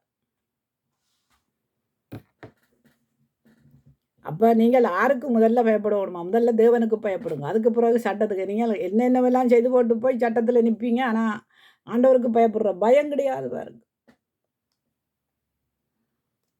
அப்போ பாவம் இல்லையென்று நாம் சொல்லக்கூடாது. நம்ம நாமளே வஞ்சிக்கிறவர்களாக இருக்கிறோம். செய்து போட்டு செய்ய இல்லையென்று சொல்லக்கூடாது. யோவான் 2:9 ஒளியிலே இருக்கிறேன் என்று சொல்லியும் தன் சகோதரனை பகைக்கிறவன் இதுவரைக்கும் இருளிலே இருக்கிறான். அப்போ என்ன சொல்கிறீங்க? நாங்கள் யாருடைய ஒளியிலே இருக்கிறோமாம்? நாங்கள் ஆற்ற பிள்ளைகள், ஆண்டவருடைய பிள்ளைகள், ஆண்டவற்றை ஒளியிலே நடக்கிறோம் என்று. ஒளியிலே நடந்தால் நீங்கள் ஏன் உங்களுடைய சகோதரர்களை நீங்கள் எதிர்க்க வேணும்? ஏன் பகைக்க வேணும்? சபையிலே ஒருதற்கு சகோதரர்கள் என்று சொல்கிறோம், ஒருதற்கு சகோதரி என்று சொல்கிறோம், ஒருதற்கு தாய் தகப்பன். ஆண்டவரே சொல்லியிருக்கிறார், என்னுடைய வசனத்தை கேட்டு அதன்படி நடக்கிறவர்களே என் தாயின் தகப்பனும் சகோதரர்களுமாய் இருக்கிறார்கள் என்று சொன்னதுக்கு காரணம் தன்னுடைய சகோதரர்களை அங்கே முன்னுக்கு பார்க்கிறோம் வாசித்து. அவர்கள் கேட்கக்கூடாமல் இருந்தபடினால அவர் அதுகளை காரியங்களை சொல்கிறாரு. ஆனால் நீங்கள் ஆண்டவருடைய வசனத்தை இது எத்தனை வருடத்தில் இருந்து கற்றுக்கொண்டிருக்கிறீங்க? எத்தனை வருடத்துல இருந்து மற்றவர்களுக்கு போதிக்கிறீங்க? அப்படி போதிச்சும் சகோதரர்களை பகைக்கிறவன் ஆறாம், அவன் இன்னும் சத்தியத்திலே நடக்கிறவன் அல்ல, அவன் இருளிலே நடக்கிறவனாய் இருக்கிறான். சத்தியத்திலே நடக்கிறவனுக்குள்ள இருள் இருக்காது ஒரு நாளும். ஏன்னு கேட்டால் அவன் வேதத்தில் காலையில் எழும்பினோன்னு நிற்பான். என்னன்னு கேட்டால் வேதம் படிக்க வேணும். காலையில் எழும்பினோட என்ன நினைப்பான்? ஆண்டவரோட பேசணும், ஆண்டவரோட உறவாடணும், ஆண்டவருக்கு ஜெபம் பண்ணணும், மற்றவர்களுக்கு ஜெபம் பண்ணணும், தேசத்துக்கு ஜெபம் பண்ணணும். எல்லாம் அன்றைக்கு ஜெபத்துக்கு தடை பாருங்க. தடைக்கு மேலே தடை. பிசாசு என்ன செய்கிறான்னு கேட்டால் அப்படியே வாரிக்கொண்டு போகிறான். வாலிப பிள்ளைகளை மட்டுமில்லை, குடும்பங்களை, அப்பாவை அம்மாவை அப்படியே வாரிக்கொண்டு போகிறான். இன்றைக்கு ஜெபம் எல்லாம் என்னடா கடைசி காலத்தில் அன்பு தணிஞ்சு போகும், ஜெபம் தணிஞ்சு போகும், வேதம் இல்லாத காலங்கள் வந்து கொண்டு போகும். அப்போ இந்த வேத வசனம் நமக்குள்ள இருக்காவிட்டால் ஆண்டவர் வந்து கேள்வி கேட்கறது என்ன கேட்பாரு? இந்த வசனத்தை வச்சு தான் கேள்வி கேட்பார். இந்த வசனம் தான் எங்களை நியாயம் தீர்க்கும். அப்போ இந்த வசனம் உங்களுக்குள்ள இல்லையென்றா என்ன செய்கிறது? அதுக்காக தான் சொல்கிறார் ஆண்டவர். என்னென்னு கேட்டால் இது 30, 60, 100 பலன் கொடுக்க வேணும். தன் சகோதரனிடத்திலே அன்பு கூறுகிறவன் ஒளியிலே நிலை கொண்டிருக்கிறான், அவனிடத்திலே இடரல் ஒன்றும் இல்லை. அப்போ சகோதரனிடத்திலே அன்பு கொள்ளுகிறவனிடத்திலே இருள் ஒன்றும் இல்லை. சகோதரனை பகைக்கிறவனிடத்துல என்ன இருக்கா? இருள் இருக்குது. தன் சகோதரனை பகைக்கிறவன் இருளிலே நடக்கிறான். இருளிலே நடக்கிறான். இருளானது அவன் கண்களை எப்படியா வைத்திருக்கா? குருடாக்கி இருக்கிறான். குருடாக்கினபடியால் தான் போகுமிடம் இன்னதென்று அறியாதிருக்கிறான். இன்றைக்கு அப்படித்தான் நடக்கிறாங்க பாருங்க. சகோதரர்கள் பகைத்து தாங்கள் போகிற இடம் இன்னன்னு தெரியாமல் மண்டப்பழுதானவர்களாக போயிட்டாங்க. ஏன்? பகையும் பழிச்சொல்லும் சபைகளுக்க இருக்கக்கூடாது. அது வெளியில் இருக்குது பாருங்க. ஆனால் அதை கொண்டு நீ சபைக்குள்ள வச்சுருந்தா ஒன்றும் செய்ய முடியாதே. பிள்ளைகளே, அவருடைய நாமத்தின் நிமித்தம் உங்கள் பாவங்கள் மன்னிக்கப்பட்டிருக்கிறதுனால் உங்களுக்கு எழுதுகிறேன். உங்களுடைய பாவங்கள் அவருடைய நாமத்தினாலே மன்னிக்கப்பட்டிருக்கிறதுனாலே இப்படிப்பட்ட காரியங்களை நீங்கள் செய்யக்கூடாதென்று என்ன சொல்லப்பட்டிருக்கிறது? எழுதப்பட்டிருக்கிறது.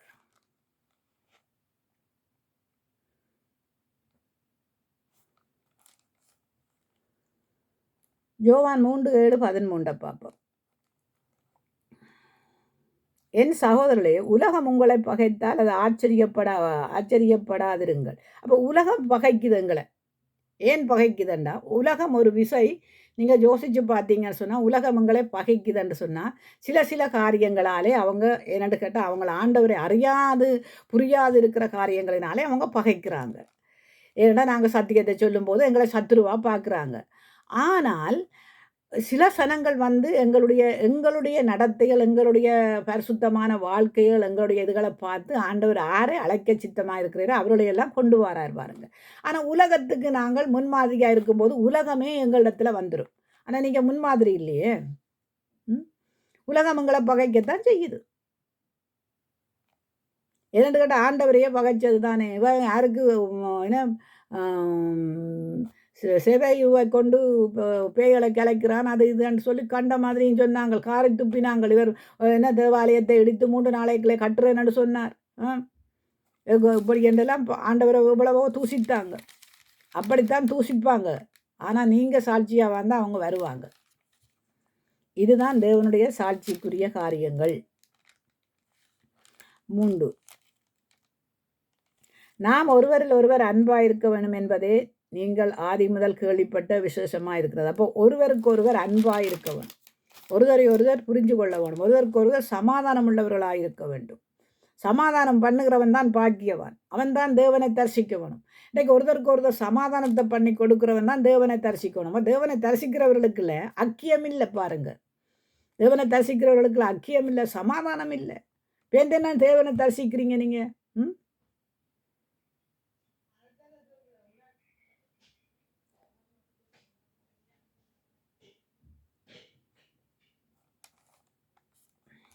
ஒன்று கொரிந்தியர்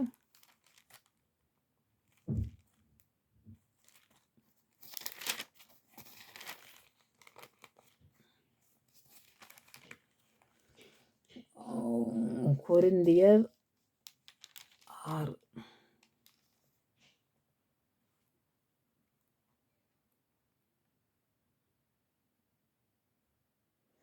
சகோதரரோடு சகோதரர்கள் வழக்காடுகிறார்கள், அவவிசுவாசிகளுக்கு முன்பாகவும் அப்படி செய்கிறான்.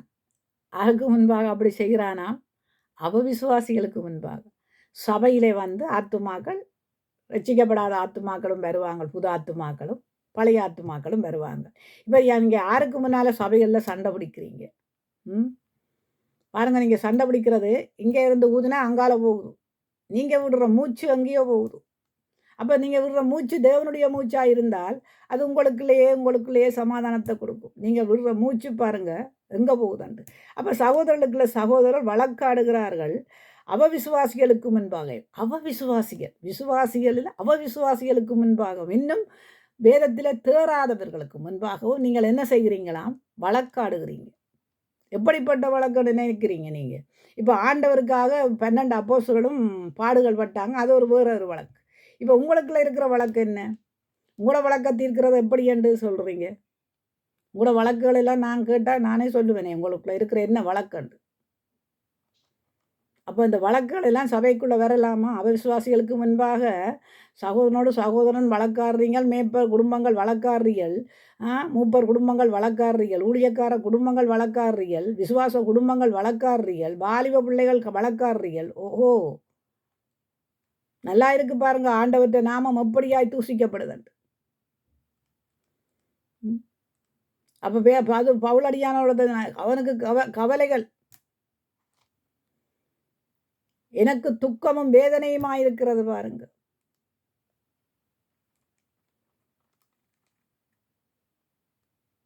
நீங்கள் ஒருவருக்கு ஒருவர் வழக்காடுகிறது இவ்விதத்திலும் குற்றமாயிருக்கிறது. அப்படி செய்கிறதை விட நீங்கள் ஏன் அநியாயத்தை சகித்து கொள்கிறதில்லை? அப்போ உங்களையில அநியாயத்தை சகிச்சு கொள்ள முடியாமல் இருக்குது. ஏங்க சகிச்சு கொள்ள முடியாது? எங்களை பிள்ளைகளப்பா, அதனால் நாங்கள் மற்றவன் அநியாயத்தை சகிச்சு கொள்ள முடியலை. இதே மற்றவனுக்கு வந்தால் நாங்கள் சகிச்சு கொள்ளுவோம். உங்களுக்கு வந்தால் என்னவா? உங்களுக்கு வந்தால் என்ன? வயிற்று குத்து. உங்களுக்கு வந்தால் வயிற்று குத்து, மற்றவனுக்கு வந்தால் உங்களுக்கண்டு வரும்போது உங்களுக்கு நோவுது. அடுத்தவனுக்கண்டு வரும்போது அது எப்படியா நீங்கள் அதை டீல் பண்ணுறீங்க? கொஞ்சமாவது சிந்திச்சு பாருங்கள், எங்ககிட்ட பிழை இருக்கா பிழை இல்லையா, சரியாக நடக்கிறோமா சரியாக நடக்க இல்லையான்னு யோசிச்சு பாருங்க. அப்போ உங்களுக்கு புரிஞ்சு கொள்ள முடியும். எனக்கு ஒரு நியாயம் அடுத்தவனுக்கு ஒரு நியாயம் வச்சா சபையில் ஜனமங்க நிற்க போகுது.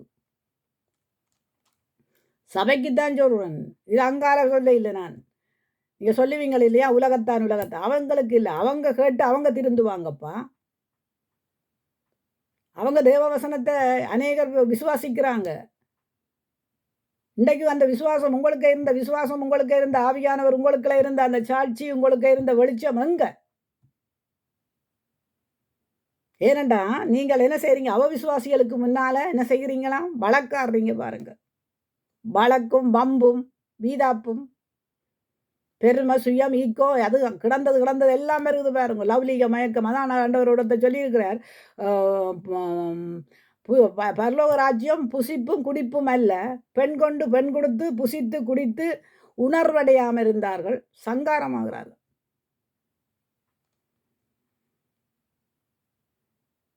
நீங்களோ அநியாயம் செய்கிறீர்கள், நஷ்டப்படுகிறீர்கள். சகோதரர்களுக்கும் அப்படி செய்கிறீர்களே, உங்கள் சகோதரர்களுக்கும் அப்படி செய்கிறீங்களே. ஒரே இரத்தத்தால் கழுவப்பட்ட சகோதரர்களுக்கும் அப்படி செய்கிறீங்களே. நீங்கள் யோசிங்க, ஆத்தும தாகம் விலையேற பெற்றது. ஆத்துமாக்களை கொண்டு வரோம், கொண்டு வந்த ஆத்துமாக்களை வேதத்தில் கட்டுறோம், பரிசுத்த வேதாமத்தில் வார்த்தையில் கட்டுறோம். ஆனால் கட்டின ஆத்துமாக்களுக்கு நாங்கள் எப்படியா இருக்க வேண்டும்? ஆண்டவர் எப்படியா வந்தாராம்? அவர் பணிவிடைக்காரனாக வந்தார். அவர் ஊழியம் கொள்ளவரே இல்லை பாருங்க, அவர் ஊழியம் செய்ய வந்தார். அநியாயக்காரன் தேவனுடைய ராஜ்யத்தை சுதந்திரிப்பதில்லை என்று அறிவீர்களாக. வஞ்சிக்கப்படாதிருங்கள். வேசி மார்க்கத்துக்கும் விக்கிரக ஆராதனைக்கும் விபச்சாரத்துக்கும் சுய உணர்ச்சிக்கும் ஆண் புணர்ச்சிக்காரரும் திருடரும் பொருளாசைக்காரரும் வெறியரும் உதாசீனரும் கொள்ளைக்காரரும் தேவனுடைய ராஜ்யத்தில் சுதந்திரிப்பதில்லை என்று உங்களில் சிலர் இப்படிப்பட்டவர்களாக இருக்கிறீங்க பாருங்க. எப்படிப்பட்டவர்கள்? நீங்கள் குடிக்கிறது இல்லைப்பா, நீங்கள் வெறிக்கிறது இல்லைப்பா, நீங்கள் ஒன்றும் செய்கிறது இல்லை. ஆனால் சபையில் என்ன நடக்கிறது? லவ்லீக மயக்கம், சிற்றின் ஆசை, மாம்ச இச்சைகள், விபச்சாரங்கள், வேசித்தனங்கள், இப்படியான காரியங்களை செய்து கொண்டு நான் நீ என்ற போட்டி பொறாண்மை, நான் செய்யலை நீ செய்யலைன்னு போய் புரட்டு, உங்களுக்குள்ளேயே இந்த வாக்குவாதம் இருந்தால் நீங்கள் மற்றவனை பார்த்து உலகத்தானு சொன்னீங்களா, உங்களுக்கு தான் அடி நடக்கும். திருந்த வேண்டிய இடத்துல வயிற்றுக்கு போஜனமும் போஜனத்துக்கு வயிறும் ஏற்கும். ஆனாலும் தேவன் இதையும் அதையும் அழிய பண்ணுவார். சரீரமோ வேசித்தனத்துக்கு அல்ல, கர்த்தருக்குரியது. அப்போ உங்களுடைய சரீரம் ஆருக்குரியதாம்? கர்த்தருக்குரியது. அந்த சரீரத்தை நீ கெடுத்தா உன்னை அவர் கெடுப்பார் பாருங்க.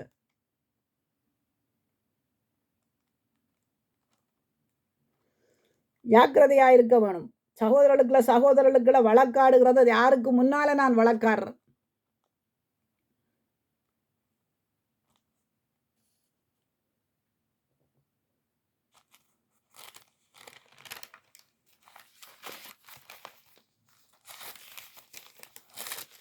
நாங்கள் ஆண்டவருக்கு பிரியமாய் நடக்க யோசிக்க வேணும்.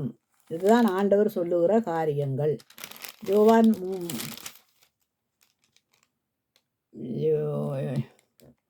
யோவான் 13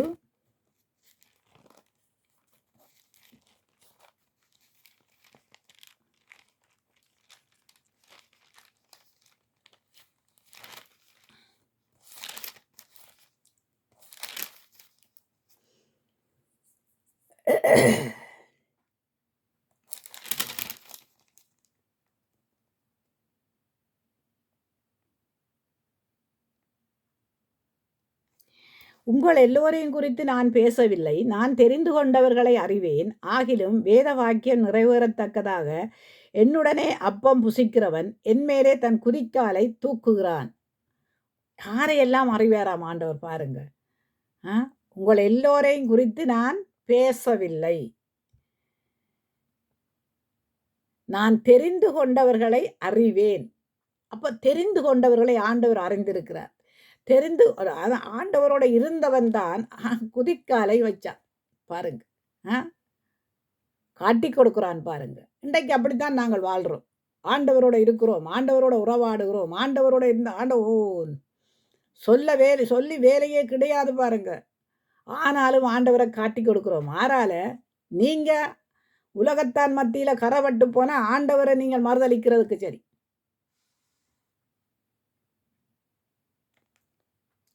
கரை பாருங்க.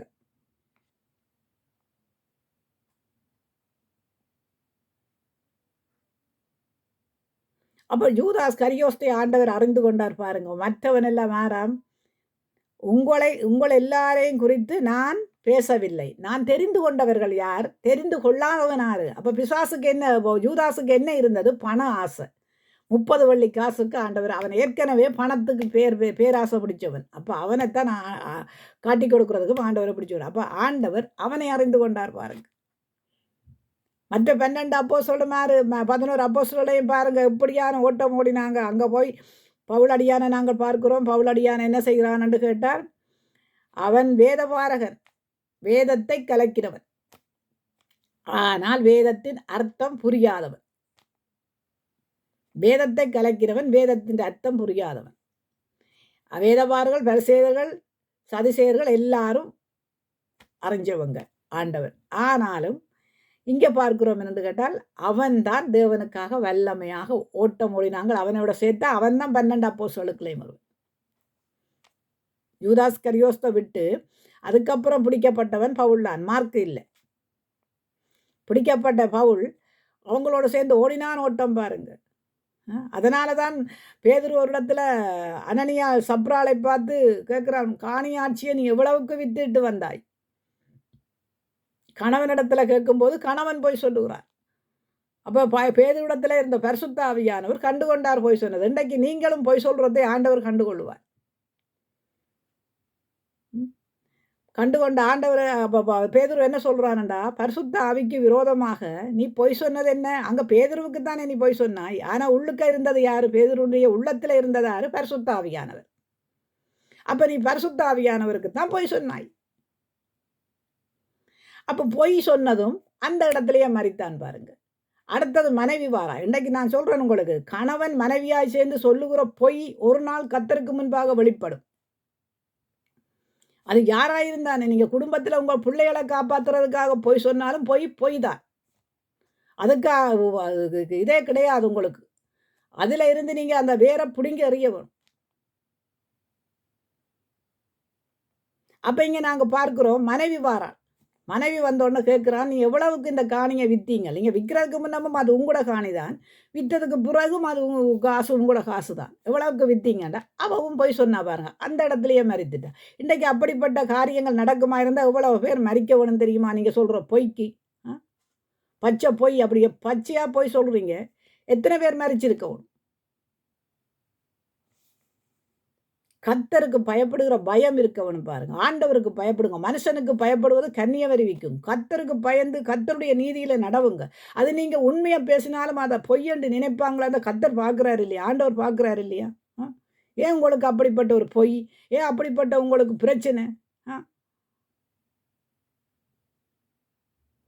அது உங்களோட பிள்ளைகளால் வந்தாலும் நீங்கள் யாரு? ஆண்டவற்ற பிள்ளைகள், ஒரே இரத்தத்தால் கழுவப்பட்ட பிள்ளைகள், குடும்பங்கள். சீர்படுத்த தெரியல உங்களுக்கு.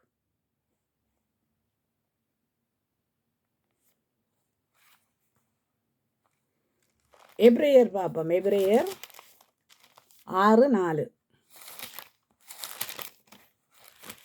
நீங்கள் வேதத்தை படிப்பீங்களா இருந்தால், வேதத்தை படிக்கிறது மட்டுமல்ல, ஒரு வருஷத்தில் நீங்கள் 4 தரம் படித்து முடித்தாலும் அடுத்த வருஷம் நீங்கள் 4 தரம் படிக்கிறதுல அந்த 2 தரமும் நீங்கள் வேதத்தை தியானம் செய்யும் போது உங்களுக்கு தெரியும் பயமண்டா என்னன்ட்டு.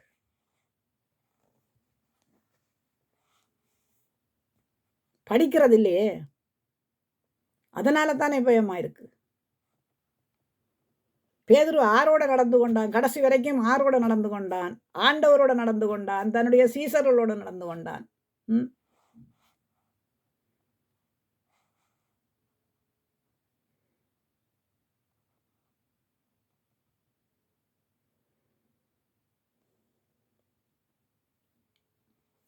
ஏனெனில் ஒரு தரம் பிரகாசிப்பிக்கப்பட்டும் பரம ஈவை ருசி பார்த்தும் பரிசுத்த ஆவியை பெற்றும் தேவனுடைய நல் வார்த்தைகளையும் இனிவரும் உலகத்தின் பலன்களையும் ருசி பார்த்தும் மறுதலித்து போனவர்கள் தேவனுடைய குமாரனை தாங்களே மறுபடியும் சிலுவையிலே அறைகிறது அவமானப்படுத்துகிறபடியால் மனம் திரும்புதலுக்கு எதுவாய் அவனை மறுபடியும் புதுப்பிக்கிறது கூடாத காரியம்.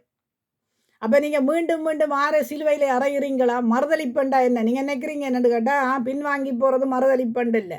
நீங்கள் சபைகளுக்குள்ளேயே சண்டை பிடித்து சகோதரர்களுக்குள்ள ஐக்கியம் இல்லாமல் இருக்கிறதே மறுதளிப்பு.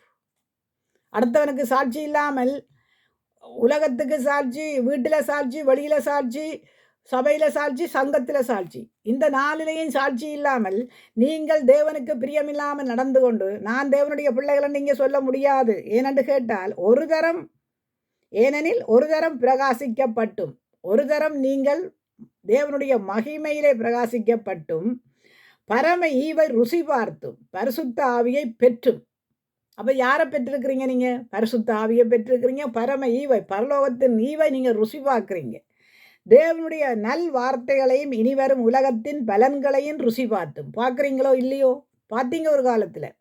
ஆனால் மறுதலித்து போனவர்கள் தேவனுடைய குமாரனை தாங்களே மறுபடியும் என்னத்திலே அறையிறீங்களா? சிலுவையிலே அறையிறீங்க.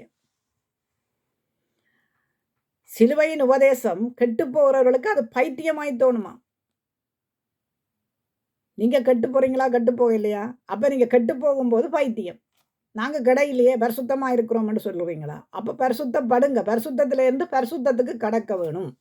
பிரிவினைகள் பொல்லாத காரியம், பொய் பொல்லாத காரியம். அப்போ இதுகளையெல்லாம் வச்சுக்கொண்டா நாங்கள் தேவனை மறுதலித்து மீண்டும் சிலுவையிலே அறைகிறவர்களாக இருக்கிறோம். சிலுவையில் அறைந்து அவமானப்படுத்துகிறபடியால். அப்போ அவரை எப்படி அவமானப்படுத்துறீங்களா? உலகத்துக்கு முன்பாக நீங்கள் அவமானப்படுத்துறீங்க ஆண்டவரை. மனம் திரும்புதலுக்கு எதுவாய் அவர்களை மறுபடியும் புதுப்பிக்கிறது கூடாத காரியம் அப்பா. ஆனால் நாங்கள் புதுப்பிக்க பார்க்குறோம். ஆனால் உங்களுக்கு புதுப்பிக்கப்பட வேணுமா இருந்தால் திரும்பவும் நீங்கள் வந்து ஆண்டவரிடத்துல பாதத்தில் விழ வேணும். அநேக பெண்களுக்கு நாங்கள் சொல்கிறோம் என்னென்னு கேட்டால், சமரியா ஸ்திரியை நாங்கள் பார்க்குறோம். சமரியா ஸ்திரி அவள்கிட்ட வந்து ஆண்டவர் என்ன சொல்கிறாருன்னு கேட்டால், தாகத்துக்கு தண்ணி தான் கேட்குறேன். ஆனால் அவளுடைய உள்வரியாந்தங்களை எல்லாம் அறிஞ்சிட்டார் பாருங்க. அவள் வந்து நீர் வந்து எனக்கு தாகத்துக்கு தண்ணீர் நான் தருவேன், அந்த தண்ணீரை குடித்தா தாகமடைய மாட்டா என்று சொன்னதுக்கு அவள் கேட்குறாள், நீர் எங்கே இருந்து நான் தாகத்துக்கு தாகமடையாதபடிக்கு தண்ணீர் தருவீர் என்று. ஆனால் அவள் அந்த தாகத்தின் தண்ணீரை குடித்தபடியினாலே அவள் போய் அங்கே எல்லாருக்கும் சொல்லும்போது அந்த ஜனங்கள் அங்கே வந்தபோது ஆண்டவருடைய வார்த்தைகளை கேட்டவுடனே என்ன சொல்கிறாரு? உன்னை நிமித்தம் அல்ல, அவருடைய வார்த்தையின் நிமித்தம் நாங்கள் விசுவாசிக்கிறோம், உங்களின் நிமித்தம் அல்ல. இதேதான் ஜனங்களும் சொல்ல வேண்டும். என்னடா பிரசங்கிக்கிறவர்களின் நிமித்தம் அல்ல, தேவனின் வார்த்தையினாலே நாங்கள் நிலை நிற்கிறோம். அப்போ மறுபடியும் நீங்கள் அவரை சிலுவையிலே அறையக்கூடாது. இதுதான் ஆண்டவருடைய வாக்குத்தத்தங்கள். ஆண்டவருடைய வாக்குத்தத்தங்கள் இன்றைக்கு வருஷத்தில் நாங்கள் வாக்குத்தத்தப்படுக்கிறோம். எடுக்கிறது தப்பில்லை. ஆனால் அதை பக்குவப்படுத்தி பாதுகாக்க வேணும். அந்த வசனத்தின்படி நடக்க வேணும். அடுத்த வருஷம் எடுக்கும்போது ஆண்டவரே நீங்கள் இந்த வசனத்தை தந்தீங்க எனக்கு, ஆனால் நான் இந்த வசனத்தின்படி நீங்கள் என்னை நடத்தினீங்க ஆண்டவரே, உமக்கு நன்றி சொல்லுகிறோம் என்று சாட்சி சொல்லணும். வசனம் எல்லாம் இன்னும் விசனத்துக்கு இல்லை, வசனம் எல்லாம் அந்த மாதிரி வெளிச்சம். அதான் சொல்லப்பட்டிருக்கு. வாக்குத்தத்தம் ஆண்டவர் சொல்கிறார் என்ன? வார்த்தைகள் வெள்ளித்தட்டிலே வைத்த பொற்பலத்துக்கு சமனான வார்த்தைகள், அது எலும்பையும் கழுக்களையும் ஊடுருவி செல்லுகிற வார்த்தைகள்.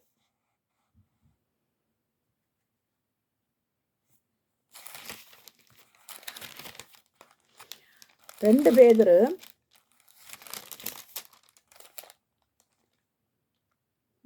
பேதுரு 2ஆம் அதிகாரம் 21 பார்ப்போம்.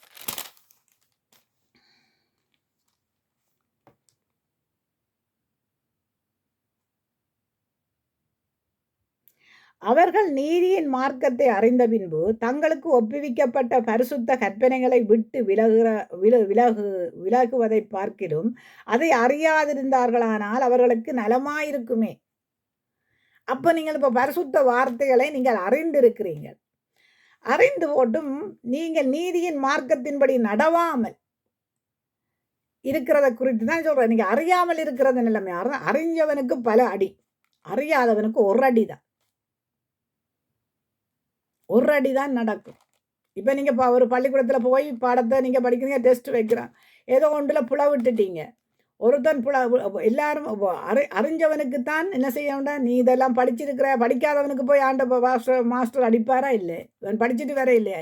அப்போ ஒரு அடி தான் விழும் அவனுக்கு. ஏன் படிக்கலையேன்ற ஒரு அடி தான் விழும். படித்தவனுக்கு பல அடி விழும் வெயில் விட்டா. ஆனால் நீங்கள் இந்த வார்த்தைகளை படிக்கிறீங்க, அதன்படி நடக்கிறது இல்லையே.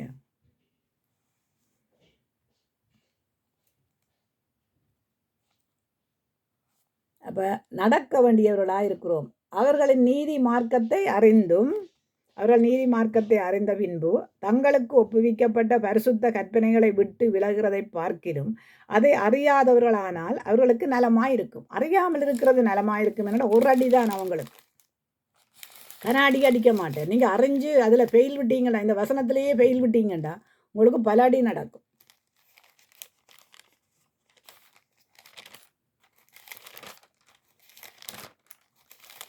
ஆண்டவரிடத்தில் நாம் வந்துட்டு அதுக்கப்புறமா நாங்கள் பெருமை பாராட்டுறதுக்கு எங்கள்கிட்ட ஒன்றுமே கிடையாது. பெருமை பாராட்டுகிறவன் தேவனை குறித்து பெருமை பாராட்ட கடவான். மனுஷனை குறித்து பெருமை பாராட்டுறதுக்கு அல்ல தேவன் நம்மை அழைத்தது. அழைத்த அழைப்பில் நாங்கள் நிலைத்திருக்கிறதற்குத்தான் எங்களை அழைத்திருக்கிறார். யாக்கோபு 3ஆம் அதிகாரம் 14 பார்ப்போம். உங்கள் இருதயத்திலே கசப்பான வைராக்கியத்தையும் விரோதங்களையும் வைத்தீர்களானால் நீங்கள் பெருமை பாராட்டாதிருங்கள். பாருங்க, நான் எடுத்தது இது உண்மையில் இதுதான் வருமென்று எனக்கு தெரியாது, ஆனாலும் பாருங்க எடுத்திருக்கிறேன். அப்போ பெருமை பாராட்டாதிருங்கள், சத்தியத்திற்கு விரோதமாக பொய் சொல்லாமலும் இருங்கள். அப்போ சத்தியத்துக்கு விரோதமான பொய், அப்போ பொய் தேவனுக்கு பிடிக்காத காரியம். நாங்கள் சொல்கிறோம் என்னென்னு கேட்டால், ஒரு கல்யாணம் செய்கிறதுக்கு 1000 ஒரு பொய் சொல்லலாமா? ஒரு கல்யாணம் செய்கிறதுக்கு ஒரு பொய் சொல்லலாமான்னு பொய்யண்டா பொய் தான். நீ எங்கே போய் சொன்னாலும் பொய் தானே. வேந்தன் ஆண்டவர் பொய்யுரையாத தேவனண்டு இருக்கும்போது நான் எனக்கு என்ன அவனை பாதுகாக்கிறதுக்கு பொய் சொல்லலாம், இவனை பாதுகாக்கிறதுக்கு பொய் சொல்லலாம். சொல்லாமல் வாயை முடிக்கொன்று, ஆனால் சொன்னீங்கன்னா பொய் தான். தெரிஞ்சும் தெரியாமல். இப்போ நான் ஒரு பள்ளிக்கூடத்தில் எங்களோட மகனை கூட்டிகிட்டு போகும்போது ஒரு கண்டியை காண இல்லைன்னு சொல்லும்போது அந்த உங்களோட மகனுக்கு தெரியுமென்னா வாயை மூடிக்கொண்டு இருந்துட்டான். ஏனென்று கேட்டால் சொன்னால் பொய். அப்போ அவங்கள காட்டி கொடுக்குறது மாதிரியும் இருக்கக்கூடாது. என்ன பெரிய பேசாமல் இருந்துட்டால் பிரச்சனை இல்லை. ஆனால் பொய்யை சொல்லுவியா, அந்த பொய் தான். அதுக்கு நீங்கள் அதுக்கு ஒரு சோடினை போடக்கூடாது, அதுக்கு சோடிச்சு கதை சொல்லக்கூடாது. இப்படிப்பட்ட ஞானம் பரத்திலிருந்து இறங்கி வராதிருக்கிறது. ஞானமாயிராமல் லௌலீக சம்பந்தமானதும் ஜென்ம சுவாபமாயிருக்கிறது. பொய் தனத்துக்கு ஆகாததாக இருக்கிறது. வைராக்கியமும் விரோதமும் எங்கே உண்டோ அங்கே கலகமும் சகல துச்செய்திகளும் உண்டு. அப்போ பாருங்க, பொய் சொல்கிறவனிடத்துல கலகம் இருக்கும், கலகம் உண்டு, துர்ச்செய்திகள் உண்டு, விரோதங்கள் உண்டு, எல்லாம் இருக்கும். பாருங்க, இதுவெல்லாம் பரத்தில் இருந்து வரையில. பரத்தில் இருந்து வருகிற ஞானமோ முதலாவது சாந்தமுள்ளதாயும் பின்பு சமாதானமும் சாந்தமும் இணக்கமுள்ளதாயும் இரக்கமுள்ளதாயும் நற்கனிகளாயும் நிறைந்திருக்கிறதாயும் பட்சபாதம் இல்லாதாயும் மாயற்றதாயும் இருக்கிறது. நீதியான கனியானது சமாதானத்தை நடப்பிக்கிறவர்களாய் சமாதானத்தினாலே விதைக்கப்படுகிறது. இன்றைக்கு இந்த வருஷம் நான் உங்களுக்கு கொடுத்தது என்னென்னு கேட்டால் சமாதானம். ஏனென்று கேட்டால் ஆண்டவராய் இயேசு கிறிஸ்து இந்த பூமிக்கு வரும்போது சொன்னார், உங்களுக்கு சமாதானம் உண்டாவதாக. ஏனென்று கேட்டால் சீசர்கள் நடுவிலே போய் ஆண்டவர் சமாதானம் உண்டாவதாக என்று சொல்கிறார் சீசர்களுக்கு. இப்போ நீங்கள் சீசர்களாக இருக்கிறீங்க, போதகர்களாக இருக்கிறீங்க, மூப்பர்களாக இருக்கிறீங்க, மேப்பர்களாக இருக்கிறீங்க, மேப்பர் குடும்பங்களாக இருக்கிறீங்க, ஊழியக்கார குடும்பங்களாக இருக்கிறீங்க. நடுவிலே ஆண்டவர் சொல்கிறார், உங்களுக்கு சமாதானம் உண்டாவதாக. என்ன ஆண்டவர், நான் அங்கே சண்டை பிடிச்சேன், இங்கே சண்டை பிடிச்சேன், சமாதானத்தை பிடிக்கிறீங்க. ஆண்டவர் வரும்போது அப்படித்தான் சொல்வார், சமாதானம் உண்டாவதாக. அதே மாதிரி என் சமாதானத்தை விட்டு செல்லுகிறேன், உலகம் கொடுக்கிற பிரகாரமாய் அல்ல தேவகுரார பிரகாரமாய் கொடுத்த சமாதானம் உங்கள் அனைவரோடும் இருப்பதாக. அப்போ இந்த ஆண்டில் உங்களுக்கு சமாதானம். ஏன்னு கேட்டால் அநேக சபைகளில் பிரிவினைகள், ஆனால் நீங்கள் சமாதானம் கொள்ள இல்லை, அதை ஆண்டவர் பார்த்துக்கொள்வார் மிச்சத்துக்கு. ஏன்னா நீதியாகிய கனியானது சமாதானத்தை நடப்பிக்கிறவர்களாலே சமாதானத்தினாலே விதைக்கப்படுகிறது. அப்போ நீங்கள் சமாதானத்தின்படி நடப்பிக்கப்பட்டீர்களானால் சமாதானம் விதைக்கப்படும், சத்தியம் சமாதானம் அப்போ விதைக்கப்படும். அப்போ நீங்கள் இதன்படி நீங்கள் நடக்க வேண்டியவர்களாக இருக்கிறீங்கள். யாக்கோப்பு 3:11 3:11 பார்ப்போம். யாக்கோப்பு 3:11.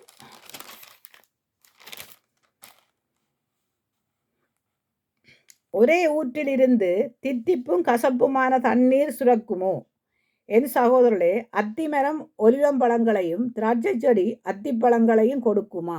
அப்படியே உவர்வான நீரூற்று தித்திப்பான ஜலத்தை கொடுக்க மாட்டாது. உங்களில் ஞானியும் விவேகியுமாயிருக்கிறவன் எவனோ அவன் ஞானத்துக்குரிய சாந்தத்தோடு தன் கிரியைகளை நல்ல நடக்கையினாலே காண்பிக்க கடவான். எப்படிப்பட்ட நடக்கையினாலேயா? நல் நடக்கையினாலே. உன்னுடைய நடக்கையிலையும் உன்னுடைய இதுகளிலேயும் தான் மற்றவன் கண்டு நடப்பான். அப்போ இப்படிப்பட்ட ஒரே ஊற்றிலிருந்து என்ன வருமோ? தித்திப்பும் கசப்பும் வருமோ? மாறாவின் நீரை மதுரமாக தான் மாற்றினார். ஏன்னா அது கசப்பான நீர் ஜனங்களுக்கு குடிக்க கொடுக்கறதுக்கு ஆண்டவர் அதை என்ன செய்தாராம்? தித்திப்பான தண்ணீராக மாற்றினாராம். அப்போ அது கசப்பாக இருந்தது, தித்திப்பாய் மாறினது. அப்போ ரெண்டும் இருக்கக்கூடாது. அடிநாவில் கசப்பும் நுனிநாவில் அமிர்தமும் இருக்கக்கூடாது. அப்போ இந்த கசப்பும் அமிர்தமும் சேர்ந்தா எப்படி இருக்குன்னு ரெண்டும் அப்படியே கசப்பும் இனிப்புமாக தான் இருக்கும். அப்படி இருக்கக்கூடாது. ஏனென்றால் ஆண்டவரை துதிக்கிற வாயினால் சபிக்கிறது, துதிக்கிற வாயினாலே அவனை கொல்லும் இவனை கொல்லும், அவனை அடியும் இவனை அடியும்ன்ற ஒரு ஜெபம். ஆண்டவரே நான் நல்லாத்தானே ஜெபிக்கிறேன், என்னை நல்லாத்தானே பார்க்குறாங்க, நல்லாத்தானேன்ற காரியங்கள் எல்லாம் கூடாத காரியங்கள். ஏனெண்டா ஏன் நீங்கள் மற்றவனை பகைக்கிறீங்க? உங்களோட சகோதரிகளை பகைக்கிறீங்க, கூட பிறந்த சகோதரங்கள் சகோதரிகளை பகைக்கிறீங்க, சபையில் இருக்கிறவங்களை பகைக்கிறீங்க. சபையானது என்ன? இப்படிப்பட்ட காரியங்கள் சபையில் இருக்கக்கூடாதுன்னு வேதம் தான் சொல்லுது, நான் சொல்லலப்பா, வேதம் சொல்லுது. உங்கள் இருதயங்களிலே கசப்பான வைராக்கியத்தையும் விரோதங்களையும் வைத்திருக்கிறீர்களானால் நீங்கள் பெருமை பாராட்டாதிருங்கள். சத்தியத்துக்கு விரோதமான பொய் சொல்லாமல் இருங்கள். இப்படிப்பட்ட ஞானம் பரத்தில் இருந்து வர இல்லை. எங்கே இருந்து வருது? இது பூமியில இருந்து பிசாசு கொண்டு வருகிற ஞானம். வைராக்கியம் விரோதம் எங்கே உண்டோ அங்கே கலகமும் துர்ச்செய்திகளும் உண்டு. அவை இப்படிப்பட்ட காரியங்களை நீங்கள் செய்யாதபடிக்கு ஆண்டவர் எச்சரிக்கிறார். உங்களுக்கு சபைக்கு சொல்லுகிறோம், சபைக்குத்தான் எல்லாம், சபைக்கு மட்டுமல்ல. இன்றைக்கு இந்த வசனங்களை கேட்டு அநேகர் மனம் திரும்புகிறாங்க. அநேகருடைய வாழ்க்கையில் ஒரு மனம் திரும்புதல் வருது. சகோதரங்களோட ஐக்கியமாக இருக்கிறாங்க, குடும்பங்களோட ஐக்கியமாக இருக்கிறாங்க, சபையிலே ஐக்கியமாக இருக்கிறாங்க அநேகர். அதான் ஆண்டவர் சொல்கிறாருன்னா பரிசுத்தவான்களின் சபை. ஆண்டவரிடத்தில் ஜெபம் பண்ணும்போது சொல்லுவோம், ஆண்டவரே பரிசுத்தவான்களை ஆண்டவரே பாதுகாத்து கொள்ளும், ஆசீர்வதியும் என்று சொல்கிறோம். நீதிமான்களை ஆசீர்வதியும், நீதிமான்களாய் நடத்தும் ஆண்டவர். ஏனென்றால் ஆண்டவர் வரும்போது நான் நீதியை காண்பேனோ, விசுவாசத்தை காண்பேனோ, அன்பை காண்பேனோ, சமாதானத்தை காண்பேனோ.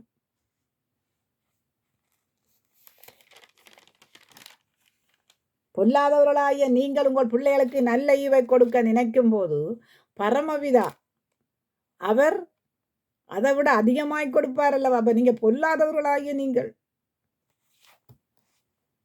நாங்கள் என்ன செய்கிறோம்டா, ஏன் பிள்ளை என்று சொல்லி தலையில் தூக்கி வைக்கிறோம் பாருங்க. அதான் ஒரு ஊரில் பழமொழி ஒன்று இருக்கு, என்னன்னு கேட்டால், புறர் புள்ள தலை தடவினா தன் புள்ள தானாக வளருமா. நீங்கள் புறர் புள்ள தலையை தடவும் போது தான் உங்கள் பிள்ளைகள் தானாக வளரும். ஆனால் நீங்கள் அவங்களுக்கு ஒரு நியாயம் உங்களுக்கு ஒரு நியாயம் என்று வச்சிங்கன்னா உங்கள் பிள்ளைகள்லாம் சீர்கட்டு போகும்.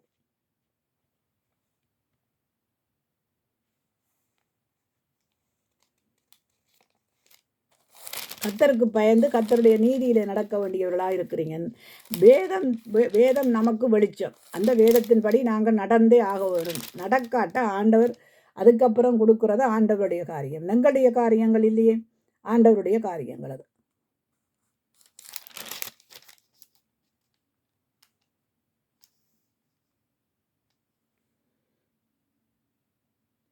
அந்த பட்டணத்தார் மனோவாஞ்சியாய் வசனத்தை ஏற்றுக்கொண்டு காரியங்கள் இப்படி இருக்கிறதா என்று தினந்தோறும் வேத வாக்கியங்களை ஆராய்ந்து பார்த்ததினால் தெசலோனிக்கேயில் உள்ளவர்களை பார்க்கிலும் நற்குணசாலிகளாயிருந்தார்கள். எப்படி இருந்தார்களா? நற்குணசாலிகள். வசனத்தை கேட்டவர்கள் எப்படியா இருந்தார்களாம்? வசனத்தை கேட்டு வாசிக்கிறேன் திருப்பி. வசனத்தை ஏற்றுக்கொண்டு காரியங்கள் இப்படி இருக்கிறதா என்று தினந்தோறும் வேத வாக்கியங்களை ஆராய்ந்து பார்த்தார்களாம். ஆராய்ந்ததினால் தெசலோனிக்கேயர் உள்ளவர்களை பார்க்கிலும் நற்குணசாலிகளாயிருந்தார்களாம்.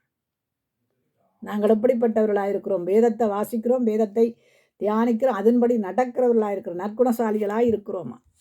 அப்படிப்பட்டவர்களாய் நாங்கள் இருக்க வேண்டும் என்று தேவன் விரும்புகிறார். நான் இத்தோட இன்னும் இந்த 2 வசனங்கள் முடியுது. இத்தோட நான் உங்களுக்கு முடிக்க போகிறேன். 15ஆம் அதிகாரம் ரோமர் 15-14 பார்ப்போம்.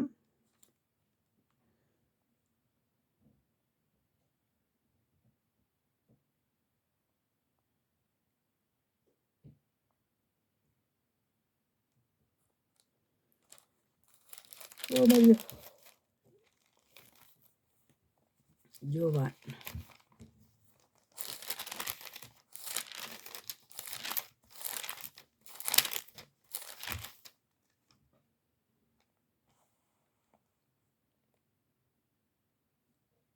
என்னுடையவைகள் யாவும் உம்முடையவைகள், உம்முடையவைகள் என்னுடையவைகள், அவைகளில் நான் மகிமைப்பட்டிருக்கிறேன். நான் இனி உலகத்தில் இரேன், இவர்கள் உலகத்தில் இருக்கிறார்கள், நான் உம்மிடத்துக்கு வருகிறேன். பரிசுத்த பிதாவே, நீர் எனக்கு தந்தவைகள் நம்மைப் போல ஒன்றாயிருக்கும்படிக்கு நீர் அவர்களை உம்முடைய நாமத்தினாலே காத்துக்கொள்ளும். அப்போ ஆண்டவரிடத்திலே பிதாவா குமாரன் கேட்குறார் என்னென்னு கேட்டால், என்னுடையவைகள் யாவும் ஆண்டவரே உம்முடையவைகள். பிதாவே, என்னுடையவைகள் யாவும் உம்முடையவைகள், உம்முடையவைகள் யாவும் என்னுடையவைகள். நான் இனி உலகத்திலே இரேன். ஆண்டவராய் இயேசு கிறிஸ்து சொன்ன வாக்கியம் ஆருக்கு? பிதாவினிடத்திலே. நான் இனி உலகத்திலே இரேன், உலகத்திலே இரேன், இவர்களோ உலகத்தில் இருக்கிறார்கள், நான் உம்மிடத்துக்கு வருகிறேன். பரிசுத்த பிதாவே, நீர் எனக்கு தந்தவைகள் நம்மை போல ஒன்றாயிருக்கும்படி. எப்படியா இருக்கும்படியா? பிதாவும் குமாரனும் எப்படியா இருக்கிறார்களாம்? ஒன்றாயிருக்கிறார்கள். மூவரும் ஒருவராயிருக்கிறார்கள், ஒன்றாயிருக்கிறார்கள். அப்போ நான் ஒன்றாயிருக்கும்படி. இப்போ இன்றைக்கு நீங்கள் ஒன்றாயிருக்கிறீங்களா? என்னவா கூட்டு களவாணிகளாக இருக்கிறீங்க? இதெல்லாம் கூடாத காரியம். தேவனுடைய பிள்ளைகளாயிருந்தால் ஒன்றாயிருக்க வேண்டும். ஒரே இரத்தத்தால் கழுவப்பட்ட நாங்கள் ஒன்றாயிருக்க வேண்டும். சண்டை பாருங்க, சண்டை யாருக்கு? யாரோட யார் சண்டை? தேவனுடைய பிள்ளைகளுக்கும் சண்டை. இப்போ யார் கண்ணோக்கி பார்க்குறான்? பிசாசு கண்ணோக்கி பார்க்குறான்.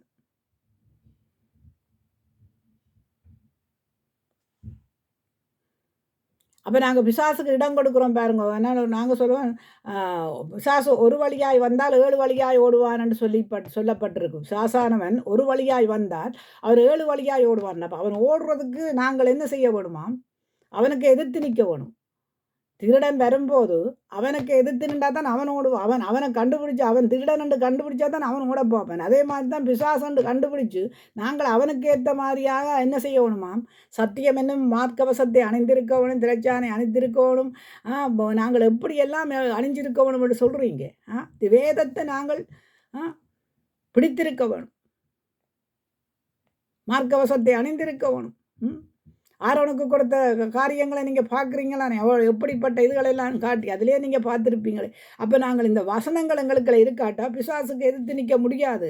நாங்கள் வசனம் இருந்தால் தான் பிசாசுக்கு எதிர்த்து நிற்க முடியும். அப்பொழுது அவன் ஓடிப்போவான். குடும்பத்துக்குள்ளே அக்கியம், சபைகளுக்குள்ள அக்கியம் இருக்குது. இங்கே பாருங்க, அக்கியம் இல்லாத தன்மையினால் நீங்கள் நடக்கக்கூடாது. நானும் பிதாவும் ஒன்றாக இருக்கிறது போல். நீங்கள் ஒன்றாக இருக்கிறீங்களா என்ன?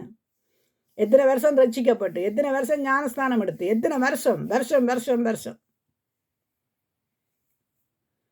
இப்படிப்பட்ட காரியங்கள் தேவனுக்கு பிடிப்பில்லை. இது நான் உங்களுக்கு வேதத்தில் இருந்தான் எடுத்து கொடுக்குறேன். என்னுடைய மாம்ச சிந்தையில இருந்து எடுத்து கொடுக்கல உங்களுக்கு நான்.